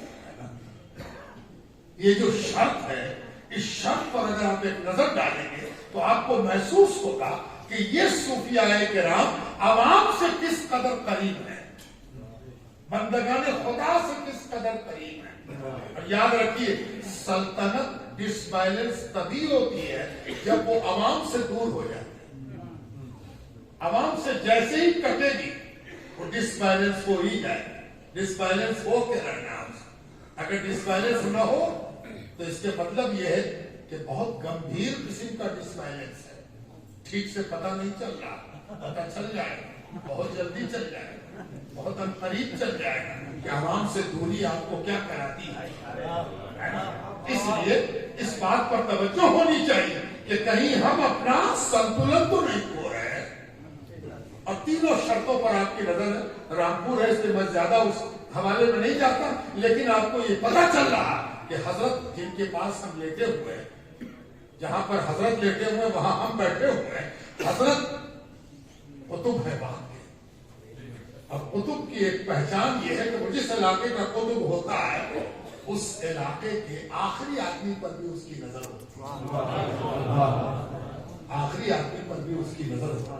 یہ جو پہلی شرط ہے یہ بتا رہی ہے کہ حضرت کو پہلی صف کے لوگوں کی فکر نہیں ہے، آخری صف اور آخری صف والوں کی جس کو فکر ہو جائے وہ تو وہ اپنے علاقے کا صاحب خدمت ہے. اس وہی وہ مخدوم ہے اپنے علاقے کا، اسی کو مخدوم کہتے ہیں.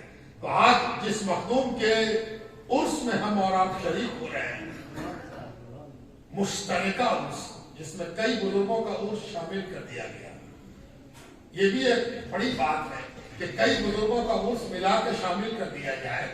تو صوفیانہ اعتقاد ہمیں بتاتا ہے کہ جب ایک عرس بابرکت ہے تو کئی عرس کی برکتوں کا کیا عالم.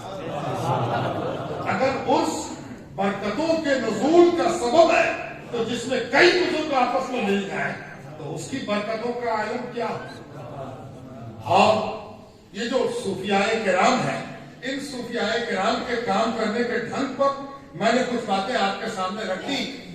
اب آپ کو صوفیاء کرام کے کام کرنے کے منہج کیسے وہ ڈس بیلنس ہونے سے معاشرے کو بچاتے ہیں، اس پر بھی ایک توجہ اور ہو جائے تاکہ رامپور بھی سمجھ میں آئے.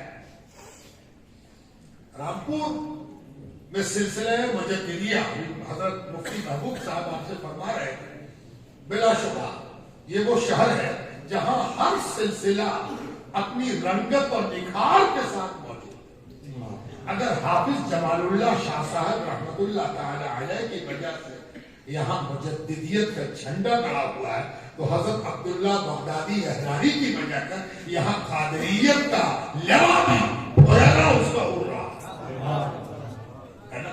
اور میرا اس شہر سے بڑا تعلق اس لحاظ سے ہے کہ آپ کے شہر کے عظیم بزرگ حضرت عبداللہ بغدادی پٹنہ حاضر ہوئے تھے اور ہمارے حضرت قطب العالم مخدوم شاہ محمد مونی پاکباز رحمت اللہ تعالی علیہ، جن کا میں 12واں خادم ہوں، مجھ سے پہلے 11 خدمت کرنے والے ہو چکے ہیں، ان کی خانقاہ میں حضرت حاضر ہوئے اور حضرت کا وہ آخری سال تھا. یہ 1185 ہجری کی بات ہے. 1185 ہجری 1771 عیسوی 1771 میں حضرت پٹنہ گئے ہیں اور وہ ہمارے حضرت کا آخری سال تھا. یعنی اسی سال حضرت نے رجب المرجب کی 12 کی شب کو نثار فرمایا. عمر آپ کی 103 سال تھی.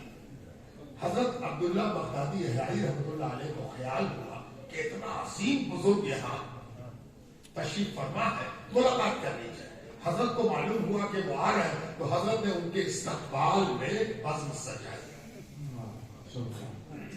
ان کا استقبال کیا گیا اور حضرت نے ان کے لیے مسند لگوائی.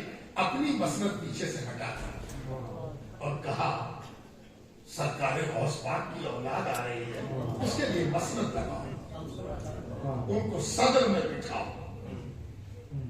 تشریف لائے، ان کو بیٹھایا گیا اور ان کے اعزاز میں قوال نے کچھ کلام بھی سنایا۔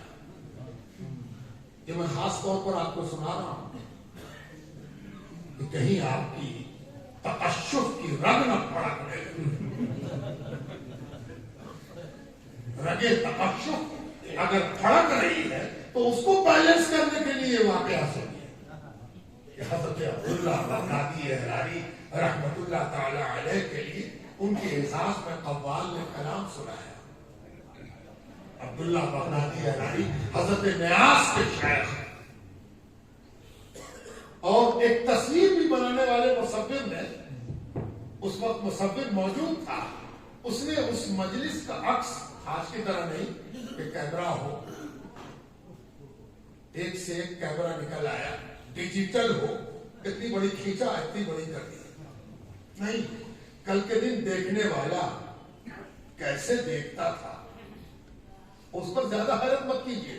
اس سے پہلے دیکھنے والے کا معیار یہ تھا کہ اس وقت تو قلم سے بناتا بھی نہیں تھا، زبان سے ایسا نقشہ کھینچتا تھا کہ لگتا تھا کہ بیان کرنے والے نے ہائے ہائے ہائے 1000 تصویر ایک ساتھ بنا دی۔ شاہ قطب نے قرآن کی ایک تفسیر لکھتے ہوئے اس کا نام ہی رکھا التفسیر الفنی فی القرآن، التفسیر الفنی فی القرآن۔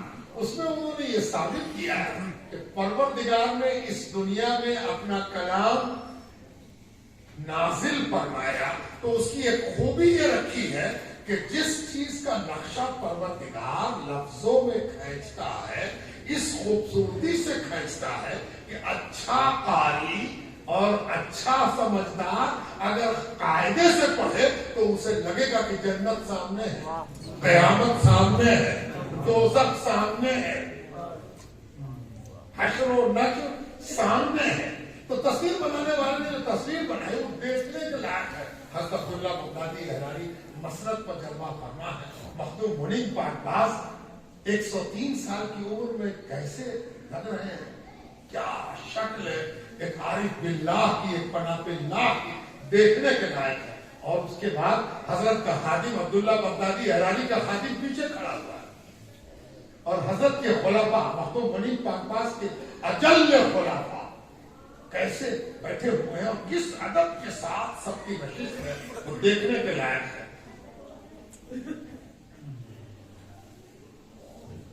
تو میں یہ عرض کر رہا تھا کہ اس رامپور سے میرا بھی تعلق اس لحاظ سے ہے کہ ایک بزرگ یہاں کا سرتاج وہ پٹنہ جا کر اپنے بزرگی کا اعلان وہاں بھی کر چکا ہے، اور پٹنہ نے اس بزرگی کا استقبال کیا ہے جو دامن رامپور میں سجی بسی ہوئی ہے۔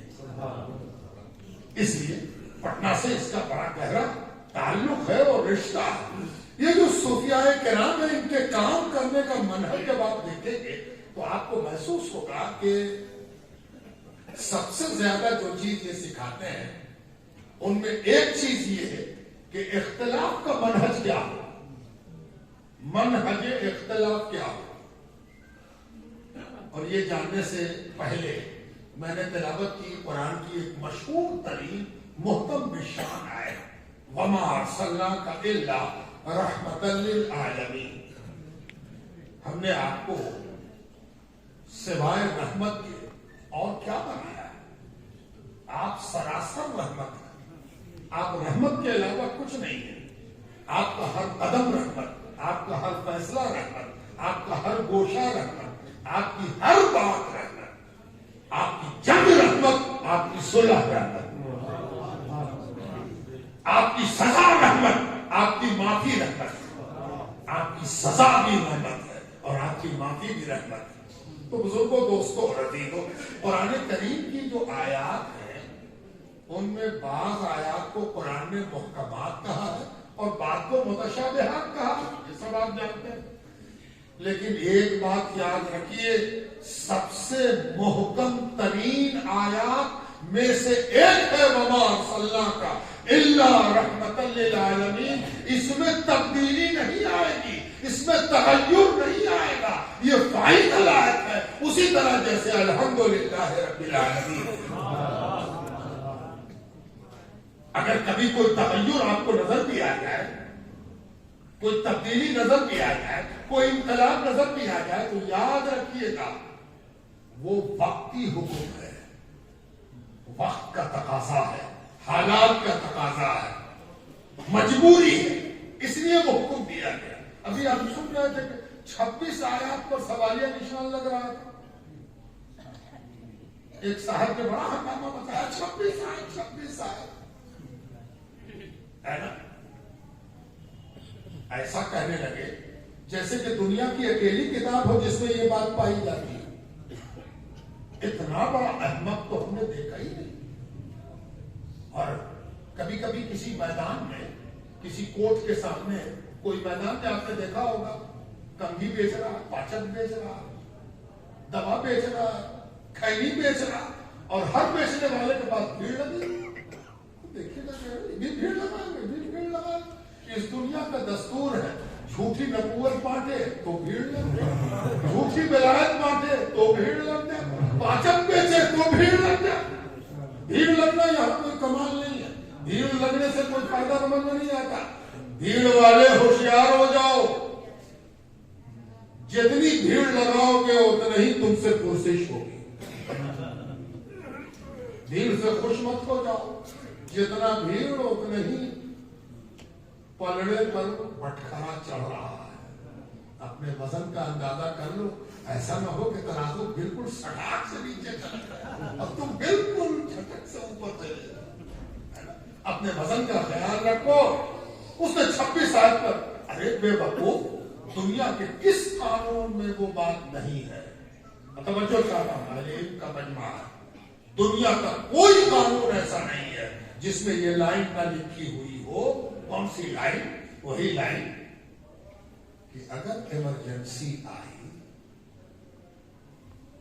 کوئی بڑا حادثہ ہو گیا، تو لا اینڈ آرڈر کو قائم رکھنے کے لیے سرکاری مجسٹریٹ یہ حکم دے گا، شوٹ ایٹ سائٹ، جہاں دیکھو وہی گولی مارو۔ اعلان کیا جائے گا،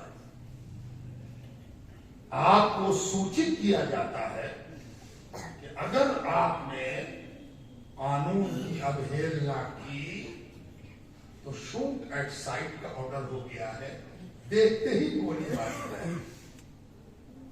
کیوں نہیں کہتے بھی تو قرآن پر عمل کرو، قرآن کی آیت پر اعتراض ہے نا، تمہارے قانون میں بھی تو موجود ہے، عملی طور پر موجود ہے۔ تو اس قانون کو جو تمہارے قانون میں موجود ہے، کیا اس پر سوال نشان لگے گا؟ تم کہو گے نہیں نہیں، یہ تو ضرورت ہے۔ تو اپنی ضرورت سمجھ میں آ گئی، قرآن کی ضرورت سمجھ میں نہیں ہے۔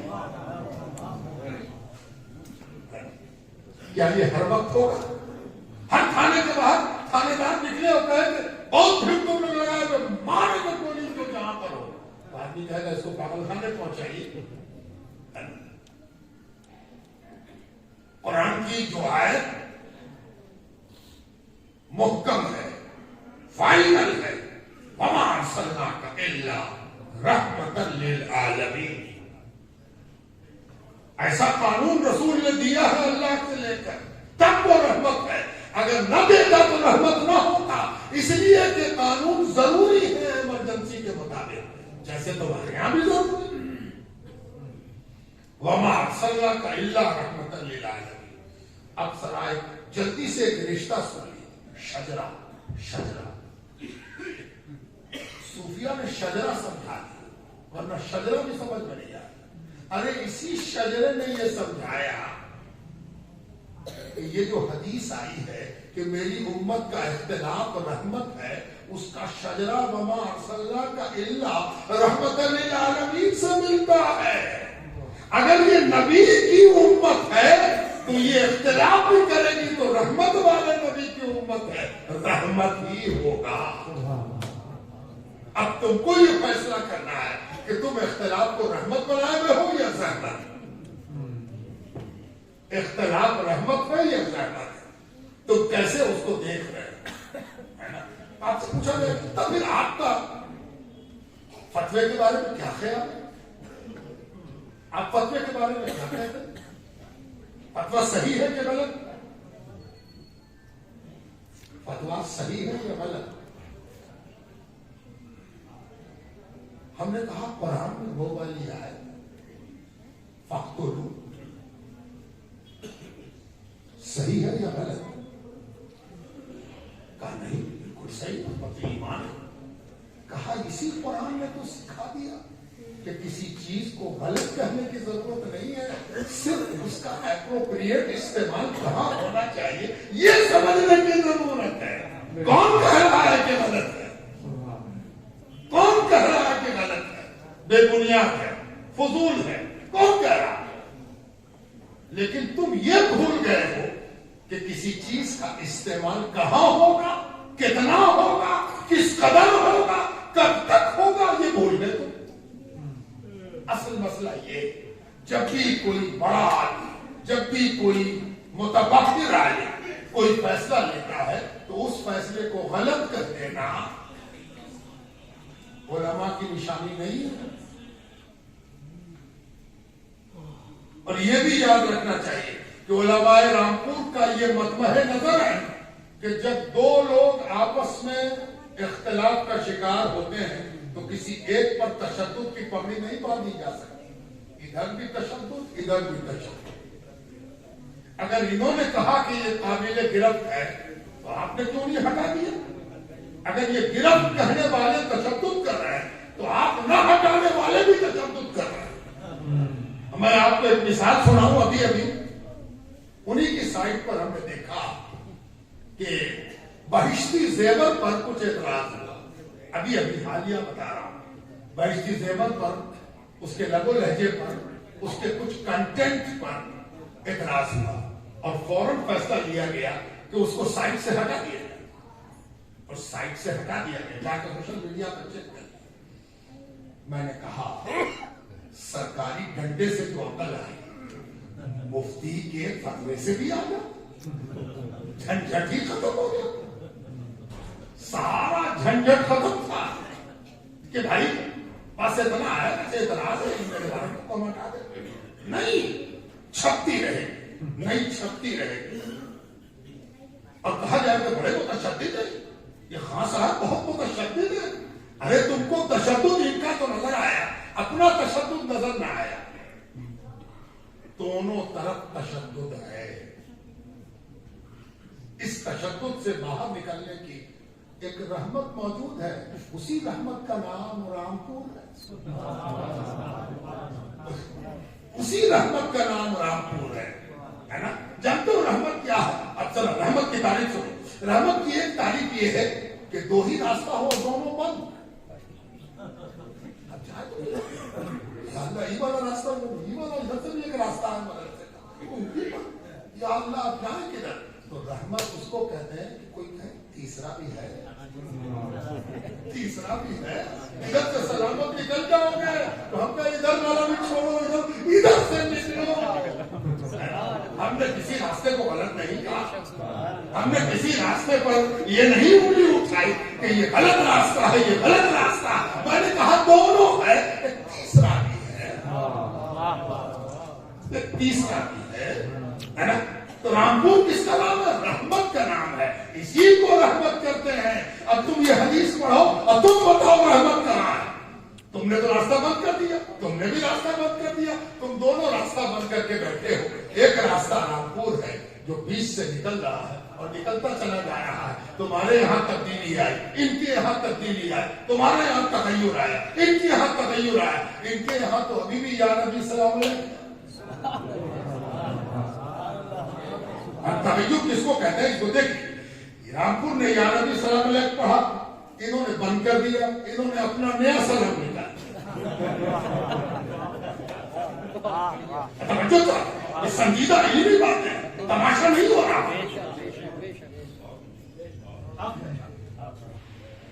رامپور نے کہا کہ نہیں، ہم تو وہیں پر ہیں جہاں مولانا عبدالعلی استاذ گرامی تھے، کہ وہ بھی یہی پڑھتے تھے یا نبی سلام علیہ، اور ہم بھی وہی پڑھتے ہیں، کوئی اختلاف۔ ارے تم نے تو اختلاف हटा लिया।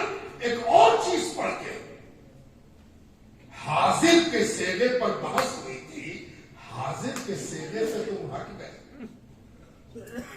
बहस तो हाजिर का सेवा है, उस हाजिर के सेवे पर रामपुर हाजिर है।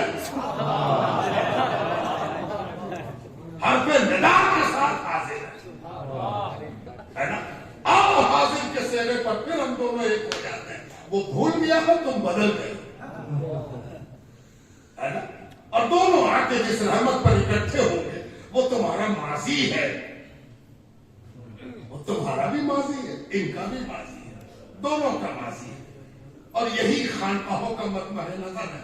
खानकाहें ये सब कहीं कहती कि तुम्हारा फतवा गलत, तुम्हारा मामला गलत, तुम ऐसे गलत सोच रहे हो, तुम वो नहीं। हम ये सिखाते हैं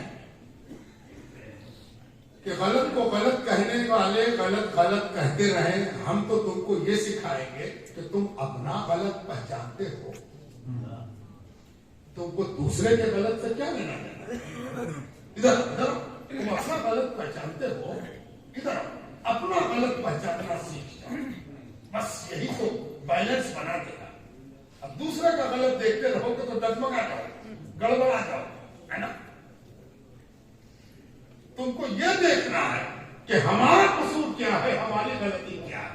यही है सूफिया की वो तालीम जिसके नतीजे में वो एक सिफत देते हैं। वो सिफत क्या है कि वो कहते हैं एक बहुत बड़ा गुनाह है जिसमें आदमी अनजाने में मुब्तला हो। जानते हो बहुत बड़ा गुनाह क्या? दूसरे के बारे में बदगुमान हो, दूसरे के बारे में बदगुमान। और बदगुमानी लिबास तब्दील करती है, बदगुमानी लिबास तब्दील करती है। पहले बदगुमानी क्या है इसको पहले समझने की कोशिश की। एक बुजुर्ग से आपको शिकायत की गई, हजरत आप मुजद्दिदी हैं? हाँ मुजद्दिदी। आप समा नहीं सुनते हो? जी समा नहीं सुनते। फला सुनते, फला सुनते। अब इंतजार तो है कि देखे रिएक्शन क्या आता है। तो रिएक्शन की तो जबान तय है, तय कर दी गई है जबान। अच्छा जो काम हम नहीं करते वो करते हैं तो बिदअती हूं। पहला लफ्ज तो बिदअत है। इस कदर तमाशा किया इस बिदअत ने, जिसको चाहा बिदअत कहते। और गजब की बात यह कि माइक पर कहा कि बिदअत, तवज्जो सा, माइक पर चिल्ला के कहा कि ये काम बिदअत है। लोहे के माइक पर ये बिदअत का इल्जाम, सुभान अल्लाह। ये भी तौफीक नहीं है कि मुसलमानों को आपस में एक दूसरे पर बदगुमानी की बौछार करते वक्त ये भी ख्याल न रहा कि हम क्या कर रहे हैं। हैरत, कोई संजीदा आई, बड़ा पैसा हो गया, कपड़ा ऐसा कि एकदम सफेद रहता, कहीं पर दाग नहीं। हैरत की बात है कि हदीस की किताबों में सहाबा के जो आसार मिलते हैं, दोनों किताबें निकाल के पढ़ जाइए जो सहाबा किराम के सिलसिले में अजीम काम करके लोगों ने रख दिया। हैरत होती है कि इसी अरब में वो सहाबा थे जिनके पास एक ही चादर थी, और इसी अरब में ये शायद है जिसका उजला कपड़ा कभी जरा सा भी मैला नहीं हुआ। लेकिन इसको सारी अकल समझ में आ गई, ये बात समझ में नहीं आई कि ये सारी दुनिया के मुसलमान को बिदअती कह रहा है और इस्लामी साल हिजरी वाला बना हुआ। हिजरी इस्लामी साल, अरे जो काम हुजूर पाक अलैहिस्सलाम ने कभी नहीं किया, वो हुजूर के 5 बरस के बाद सैयदना उमर फारूक ने फैसला ले लिया कि मुसलमानों का एक कैलेंडर भी होगा, उस पर इत्तेफाक हो गया, कैलेंडर बन गया, दुनिया उसको इस्लामी साल कह रही है, और तुम बिदअत किए हुए। किसको बिदअत कहो? तो बिदअत की तारीफ करने वाले भी बड़ा जल्दी जल्दी रंग बदलते हैं। पहले कहेंगे जो काम हुजूर के जमाने में नहीं हुआ वो सब बिदअत है, फिर उनको एहसास हुआ कि गलती हुई, फंस जाएंगे। بڑی بری طرح پھنسے. جو باقی دوسری اذان بھی ہو رہی ہے, پہلی ہو چکی, کیا ہوگا؟ اب تراویح کی نماز بھی سنت موقعہ ہو گئی, اب کیا ہوگا؟ تب تو بڑا مشکل ہے. پھنسے ہجری سال کا کیا ہوگا؟ تب ان کو خیال ہوگا نہیں. صحابہ کا عمل بھی عین اسلام ہے. صحابہ کے بعد دیکھا جائے گا کہ کیا بدعت ہے. اچھا چلو ایک سیڑھی تو نیچے اترے, کرو پورا حادثہ لباشا, ابھی ہوش نہیں رہا کہ اب کیا بول گئے. اب ایک سیڑھی نیچے اتر آئے, اور جب ایک سیڑھی نیچے اتر آئے تب تو اور مشکل ہو گئی, اس لیے کہ ان کی کوئی مسجد ایسی نہیں جس میں مینارہ نہ ہو. یا اللہ, اس مینارے کو کس نے بنوایا؟ 3 گنبد والی مسجد پر ٹھاٹ سے قبضہ کرتے ہیں. کبھی کبھی 1 گنبد والی پر بھی قبضہ کر لیتے ہیں, چاہے وہ مسجد عبد النبی کی کیوں نہ ہو. نام رکھنا شرک, جائیداد پر آلتی پالتی مار کے بیٹھ جانا عین اسلام. عبد النبی نام رکھنا شرک, اور اس کی جائیداد کا لقمہ پشتہ پشت کھانا عین اسلام.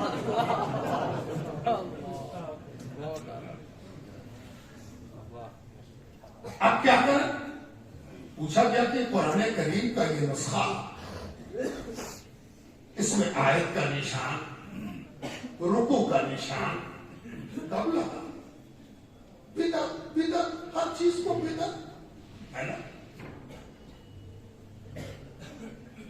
یعنی بدعت وہ چیز ہے مسلمانوں میں کہ اگر مسلمان سچ مچ اس بات پر غور کرے کہ ہم نے بدعت کے حوالے پر مسلمانوں کو کتنا رسوا کیا, کتنا آپس میں توڑا, تو پتا چلے گا کہ لفظ بدعت کا استعمال کرنے والے نے مسلمانوں کے ساتھ ایسا ظلم کیا ہے کہ اس ظلم کی وجہ سے وہ اللہ کیا سب سے پہلے پکڑا جائے گا کہ تم نے بدعت کا مذاق اڑایا ہے, کھیل کیا ہے. اس کا اثر کہاں کہاں جا رہا ہے تم نے دیکھا نہیں. تم مذاق کرتے ہو, کس بات کو تم بدعت کہتے ہو؟ اور تم یہ بھول جاتے ہو کہ اللہ کے رسول کے سامنے جو مسجد بنی, مسجد زرار, اس کو اکھاڑ کے پھینک دیا گیا. تو زمانے سے کسی چیز کو مت لو. نبی کے سامنے بھی کوئی کام ہو اور وہ دین کی بنیاد کے لیے نقصان دہ ہو تو وہ بدعت ہے. نبی کے سامنے بھی کوئی کام ہو اور وہ دین کی بنیادوں کے لیے نقصان دہ ہو تو وہ بدعت ہے. اور نبی کے اس دنیا سے پردہ فرمانے کے بعد بہت بات بھی کوئی کام ہو اور وہ دین کی بنیادوں کے لیے مفید ہو تو وہ عین شریعت ہے. زمانے کی بنیاد پر فیصلہ کر رہے ہو, زمانے سے طے کرتے ہو. بزرگوں, دوستوں, عورتیں, اور جب اس حوالے سے آپ دیکھیں گے تو آپ کو محسوس ہوگا کہ ایک صوفی کے پاس آ کے پوچھا گیا کہ وہ سما سنتے ہیں. تب تو دارالفتاح کی زبان مچلنے لگی کہ کیا بولنا. سما سنتے ہیں؟ اچھا کیا بچتا ہے؟ بھول. اچھا مضامین بچتا ہے, مضامین, مضامین بھی بچتا ہے. ارے تب تو پھر اس نے بدعت کی اور اس نے حرام کیا,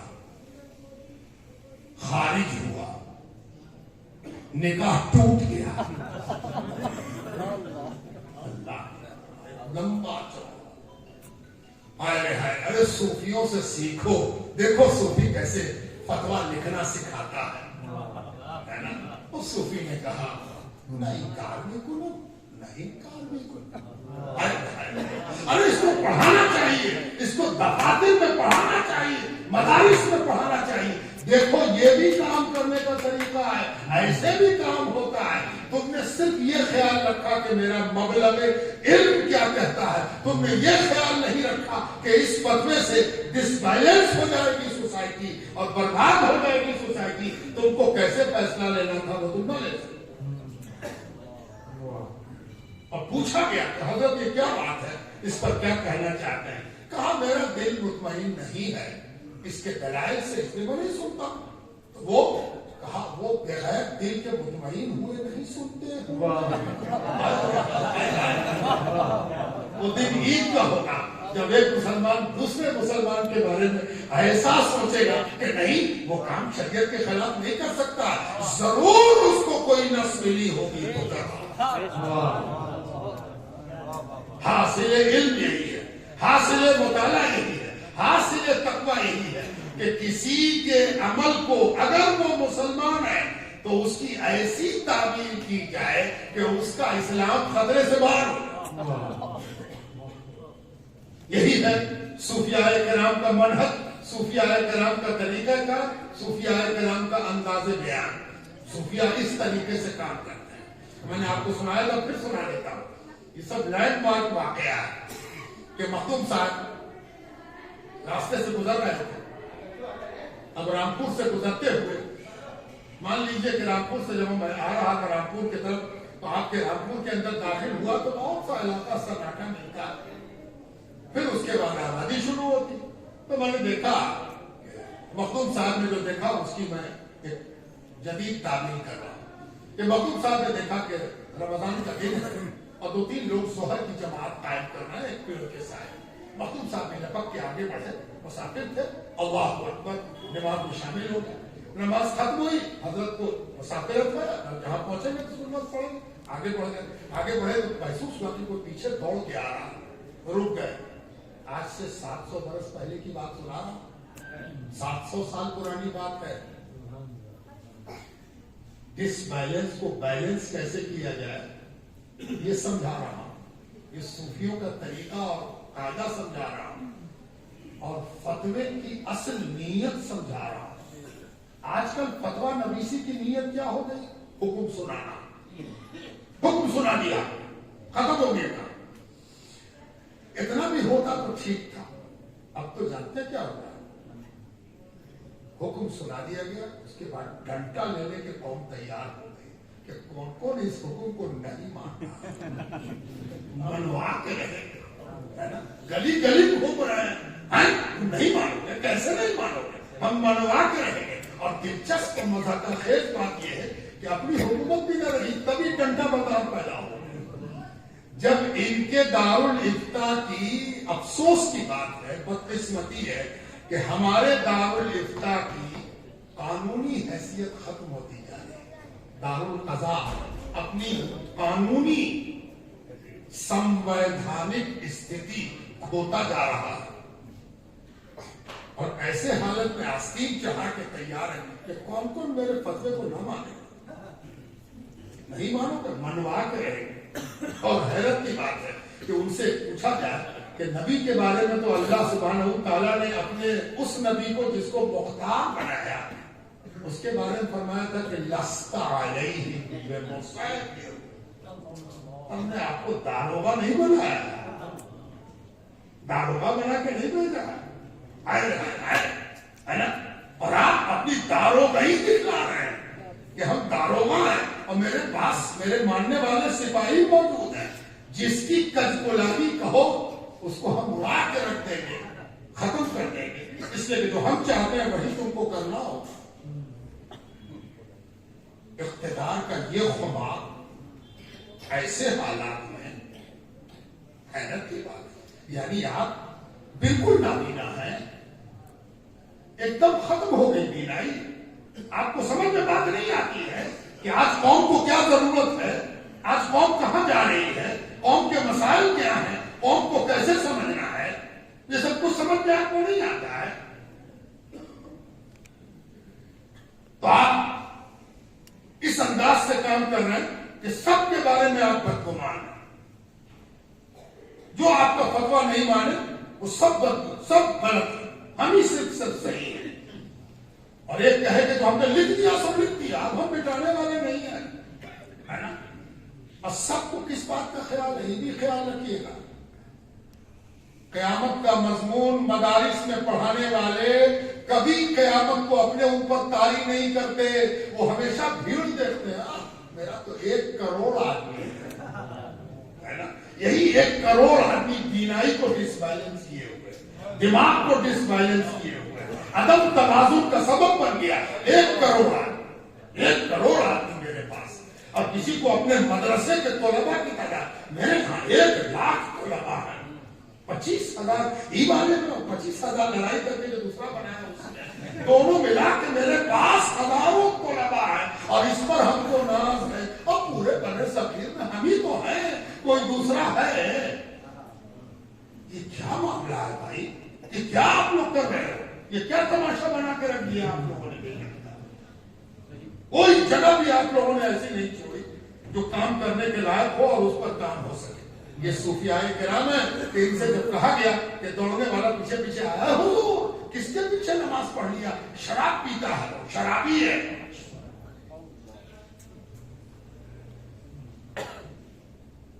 आज का दारुल इफ्ताह होगा,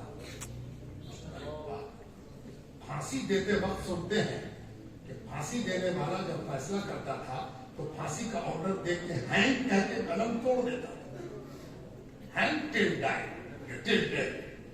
उस वक्त तक लगता हो जब तक कि मर न जाए, कलम तोड़ दिया। कभी इस कलम से दूसरा काम नहीं करेंगे। ये वाला कलम टूट ही नहीं पा रहा है, कलम टूटना चाहिए।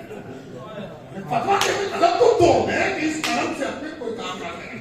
तोड़ो कलम को, फांसी तो दे रहे हो, कलम तोड़ो ना। कलम तोड़ने का रिवाज है ना? अरे बाप, जितनी नमाज पढ़े हो सब दोहरा। शराबी के पीछे नमाज मखलूक साहब ने बड़े आराम से, इत्मीनान से, पूरे तयक्कुन के साथ है। वो कौन सा निसाब था जो हजरत ने कहा? यही निसाब तो था। तो फिर नतीजा कैसे बदल गया कि हजरत ने मुड़ के कहा, दिन में न पीता होगा,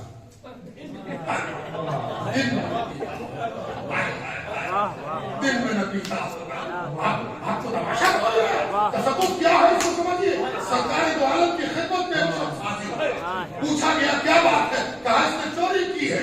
कहा अच्छा चोरी की है, अच्छा ठीक, इधर असराता, क्या तूने चोरी की? उल्ला, कहते कि नहीं, इसके अंदर मौजूद है असराता, क्या तूने चोरी की? उल्ला उल्ला उल्ला, कहते कि नहीं, कहते कि नहीं, कहते कि नहीं। हाँ, 700 वर्ष के बाद हुजूर पाक अलैहिस्सलाम का एक नुमाइंदा देखा कि वो कहता है कि दिन को न पीता, दिन को न पीता, दिन को न पीता। थोड़ा सा आगे बढ़े मखदूम साहब, फिर देखा कि कोई दौड़ता बाहर, देखा कि वही साहिब, फिर इस्तिफ्ता बदल के लाया। इस्तिफ्ते का भी खेल होता है, इस्तिफ्ते के खेल को दौलत से किताब लिखी जानी है। किसके नाम का इस्तिफ्ता, उसमें कितनी सतर है ना? और अगर कोई सही बनाए तो उसके सही को बाकी रखना है या उस सही को मिटा देना है। मिटाना है तो कौन इबारत हटानी है? बाकी की रही तसील, लेकिन इबारत बाकी है ना? क्या अल्लाह को मुंह दिखाने के, लोगों को शरीयत सिखाने के हवाले से फतवा देने वाले इस्तिफ्ता के स्कैंडल रहते हैं। फतवों के अंदर स्कैंडल होता है। मखदूम साहब से पूछा गया, हुजूर दिन में भी पीता है, दिन में भी पीता है, भागो के कहा फतवा लेके रहेंगे, भागो के कहा, हम बहुत बड़े डिसबैलेंस हैं। शराबी के पीछे नमाज पढ़ लिया, दिन में न पीता होगा, दिन में भी पीता है, इस्तिफ्ता बदला, देखो फतवा। मखदूम साहब ने कहा रमजान में न पीता।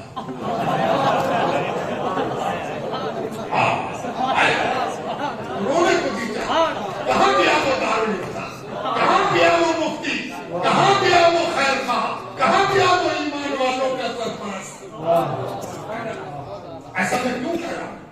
आप समझते होंगे कि क्या उन्होंने अपने फतवे से शराब की हुर्मत खत्म कर दी? आप क्या समझते हैं?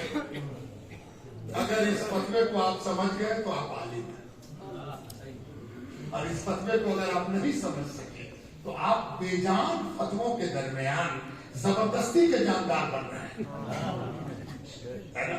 अरे फतवा वो है कि जिसके लिए दिया जाए उसकी तकदीर बदल दे। फतवे का सिर्फ ये मकसद नहीं है कि हुक्म सुना दिया, हुक्म सुना दिया।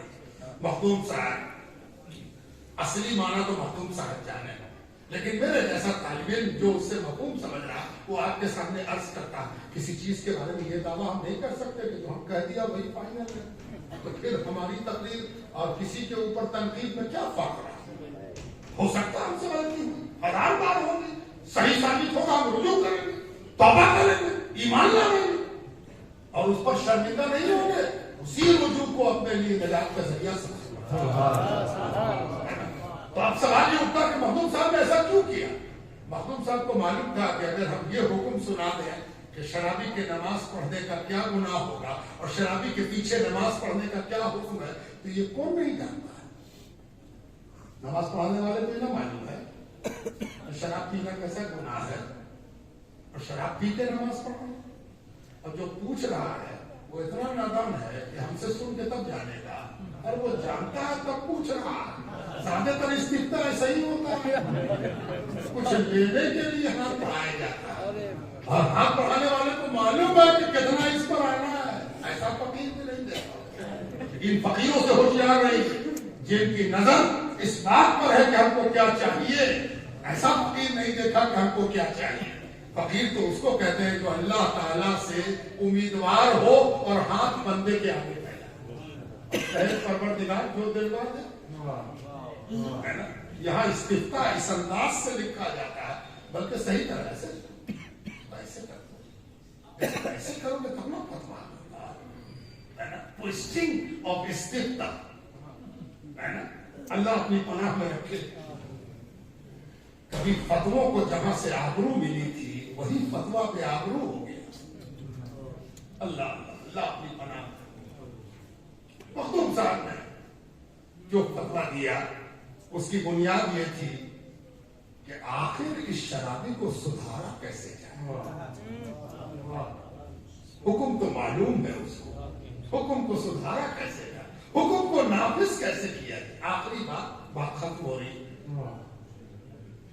مخدوم صاحب نے جو فتوا دیا یہ اتنی تیزی سے پھیلا، اگر مخدوم صاحب نے یہ حکم دیا ہوتا کہ سب نماز لوٹا ہے، شرابی کے پیچھے نماز پڑھ لیا، دوہرا تم بھی دوہرا ایسا کرو، جب پڑھے ہو سب کو پھر سے پڑھو، تو یہ جنگل کی آگ کی طرح نہیں پھیلتا۔ پھیلا کیوں؟ اس لیے کہ مخدوم صاحب نے جو کہا تھا وہ بات جنگل کی آگ کی طرف ہے، سنائی دی اس کو، باقی تو حیرت میں مبتلا تھے، وہ کہاں گیا؟ اس لیے کہ آپ کو معلوم ہے کہ جب گنہگار کو جیل بھیج دیا جائے تو اکثر گنہگار جیل میں بھی گناہ کی تمنا لے کے جیتا ہے، اور گنہگار کو کپڑا پہنا کے خوشبو لگا کے کہا جائے کہ تو کہاں گنہگار ہے، تو اس کو لگتا ہے کہ اب تو گناہ کرے میں بھی شرم آ گئی۔ وہ چیختا ہوا مخدوم صاحب کے پیچھے بھاگا اور جا کے پیر پر گرا اور کہنے لگا سب ہم کو برہنہ کرتے تھے، آج تک کوئی چھپانے والا آپ نے چھپا دیا ہے، اب برہنہ نہ ہو اس کے کیا۔ مخدوم صاحب نے اس کی توبہ قبول کی، بیعت کرائے، کہا جا اب جا، اب تجھ کو شراب نہ چھو سکے، اب تو خود بیٹھانا ہے، اب باہر سے شراب کی ضرورت نہیں ہے، اب تو جا، اب تیرے کو ہم نے بیلنس کر دیا ہے نا۔ بزرگوں، دوستوں اور عزیزوں، یہ صوفیوں کے کام کرنے کا طریقہ ہے، اور اس بارگاہ میں کئی بار ہوا ہے، ایسا ہوا ہے کہ شراب کا جام تو ٹوٹ گیا، پیروں کی لڑکھڑاہٹ ختم نہ ہوئی۔ وہ ایک گلاس پانی جس میں اپنا علوش ڈال کے دے دیا، کہاں وہ لڑکھڑاہٹ کیا لڑکھڑاتے ہو جس میں پیے بنا لڑکھڑاوے نہیں آدمی، ارے ایسا پیو کہ ہر وقت لڑکھڑاؤ، ایسا لڑکھڑاؤ کہ بڑے بڑے مرتقی کو بھی دھوکہ ہو جائے کہ آج پھر پی لیا ہے کیا؟ اور یہ وہ پیا ہے جس میں دوام ہے، ہم فیہا خالدون،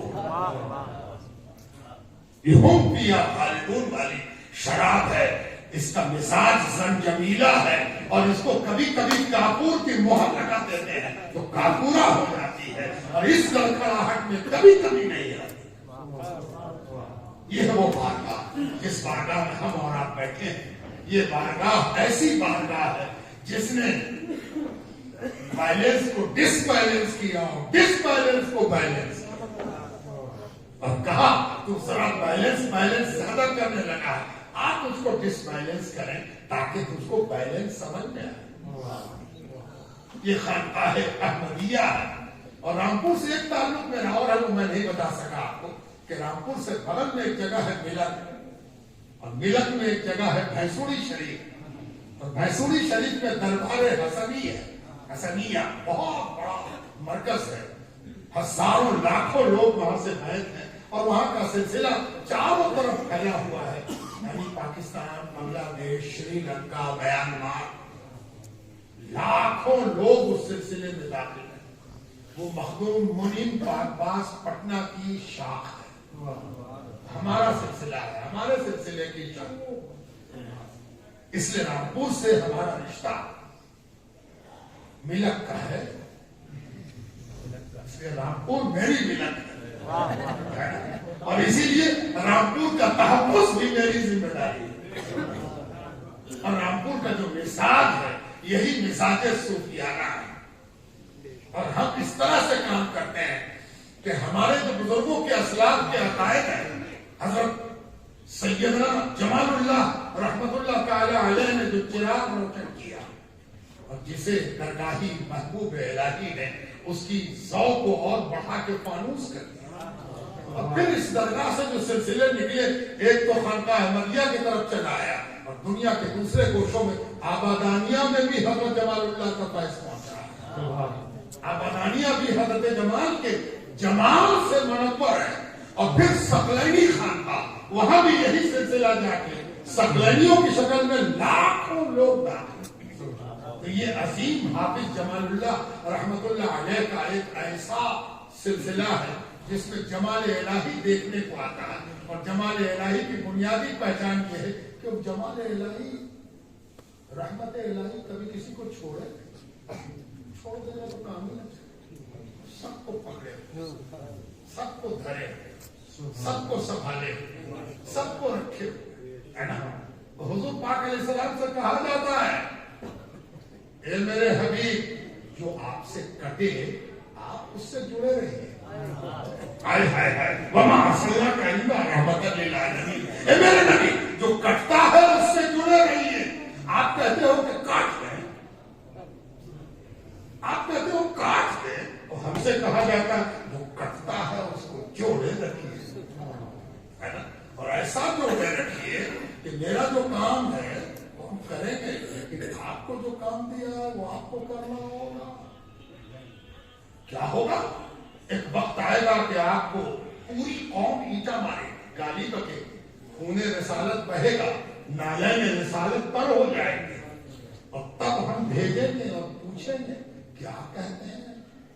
دونوں پہاڑی ملا دیں, برباد کر دیں, تباہ کر دیں, ختم کر دیں. ظالم ہے, سفاک ہے, گنہگار ہے, مشرک ہے, توحید والا نہیں ہے, کافر ہے. فتوے کی بھی ضرورت نہیں, صاف کفر ہے, صاف شرک ہے. ختم کر دیں اس کو, مٹا دیں اس کو. اب ذات رسالت کے پاس دو آپشن ہیں, یا تو یہ کہیں کہ اللہ پاک اس کو مٹا دے, یا پھر یہ کہیں کہ معاف کر دے, ہے نا. دو ہی بات ہو, مٹا دے پروردگار تو کہتا ہے بھی کافر مشرک ہے بیٹا, یا پھر معاف کر دے پروردگار. یہیں پر وہ سمجھ میں آتا ہے کہ صوفی کرتا ہے, صوفی کیا کرے گا یہ سمجھ میں آتا ہے. مدرسے میں یہی دو چیز پڑھائی جائے گی, یا تو پکڑ لو یا پھر معاف کر دو. تیسری شکل ہے نا, تیسری شکل حضور پاک علیہ السلام سب سے بڑے صوفی ہونے کے ناطے ذکر ہیں, اور کہتے ہیں اللہم اہد قومی فَإِنَّهُمْ لَا يَعْلَمُونَ۔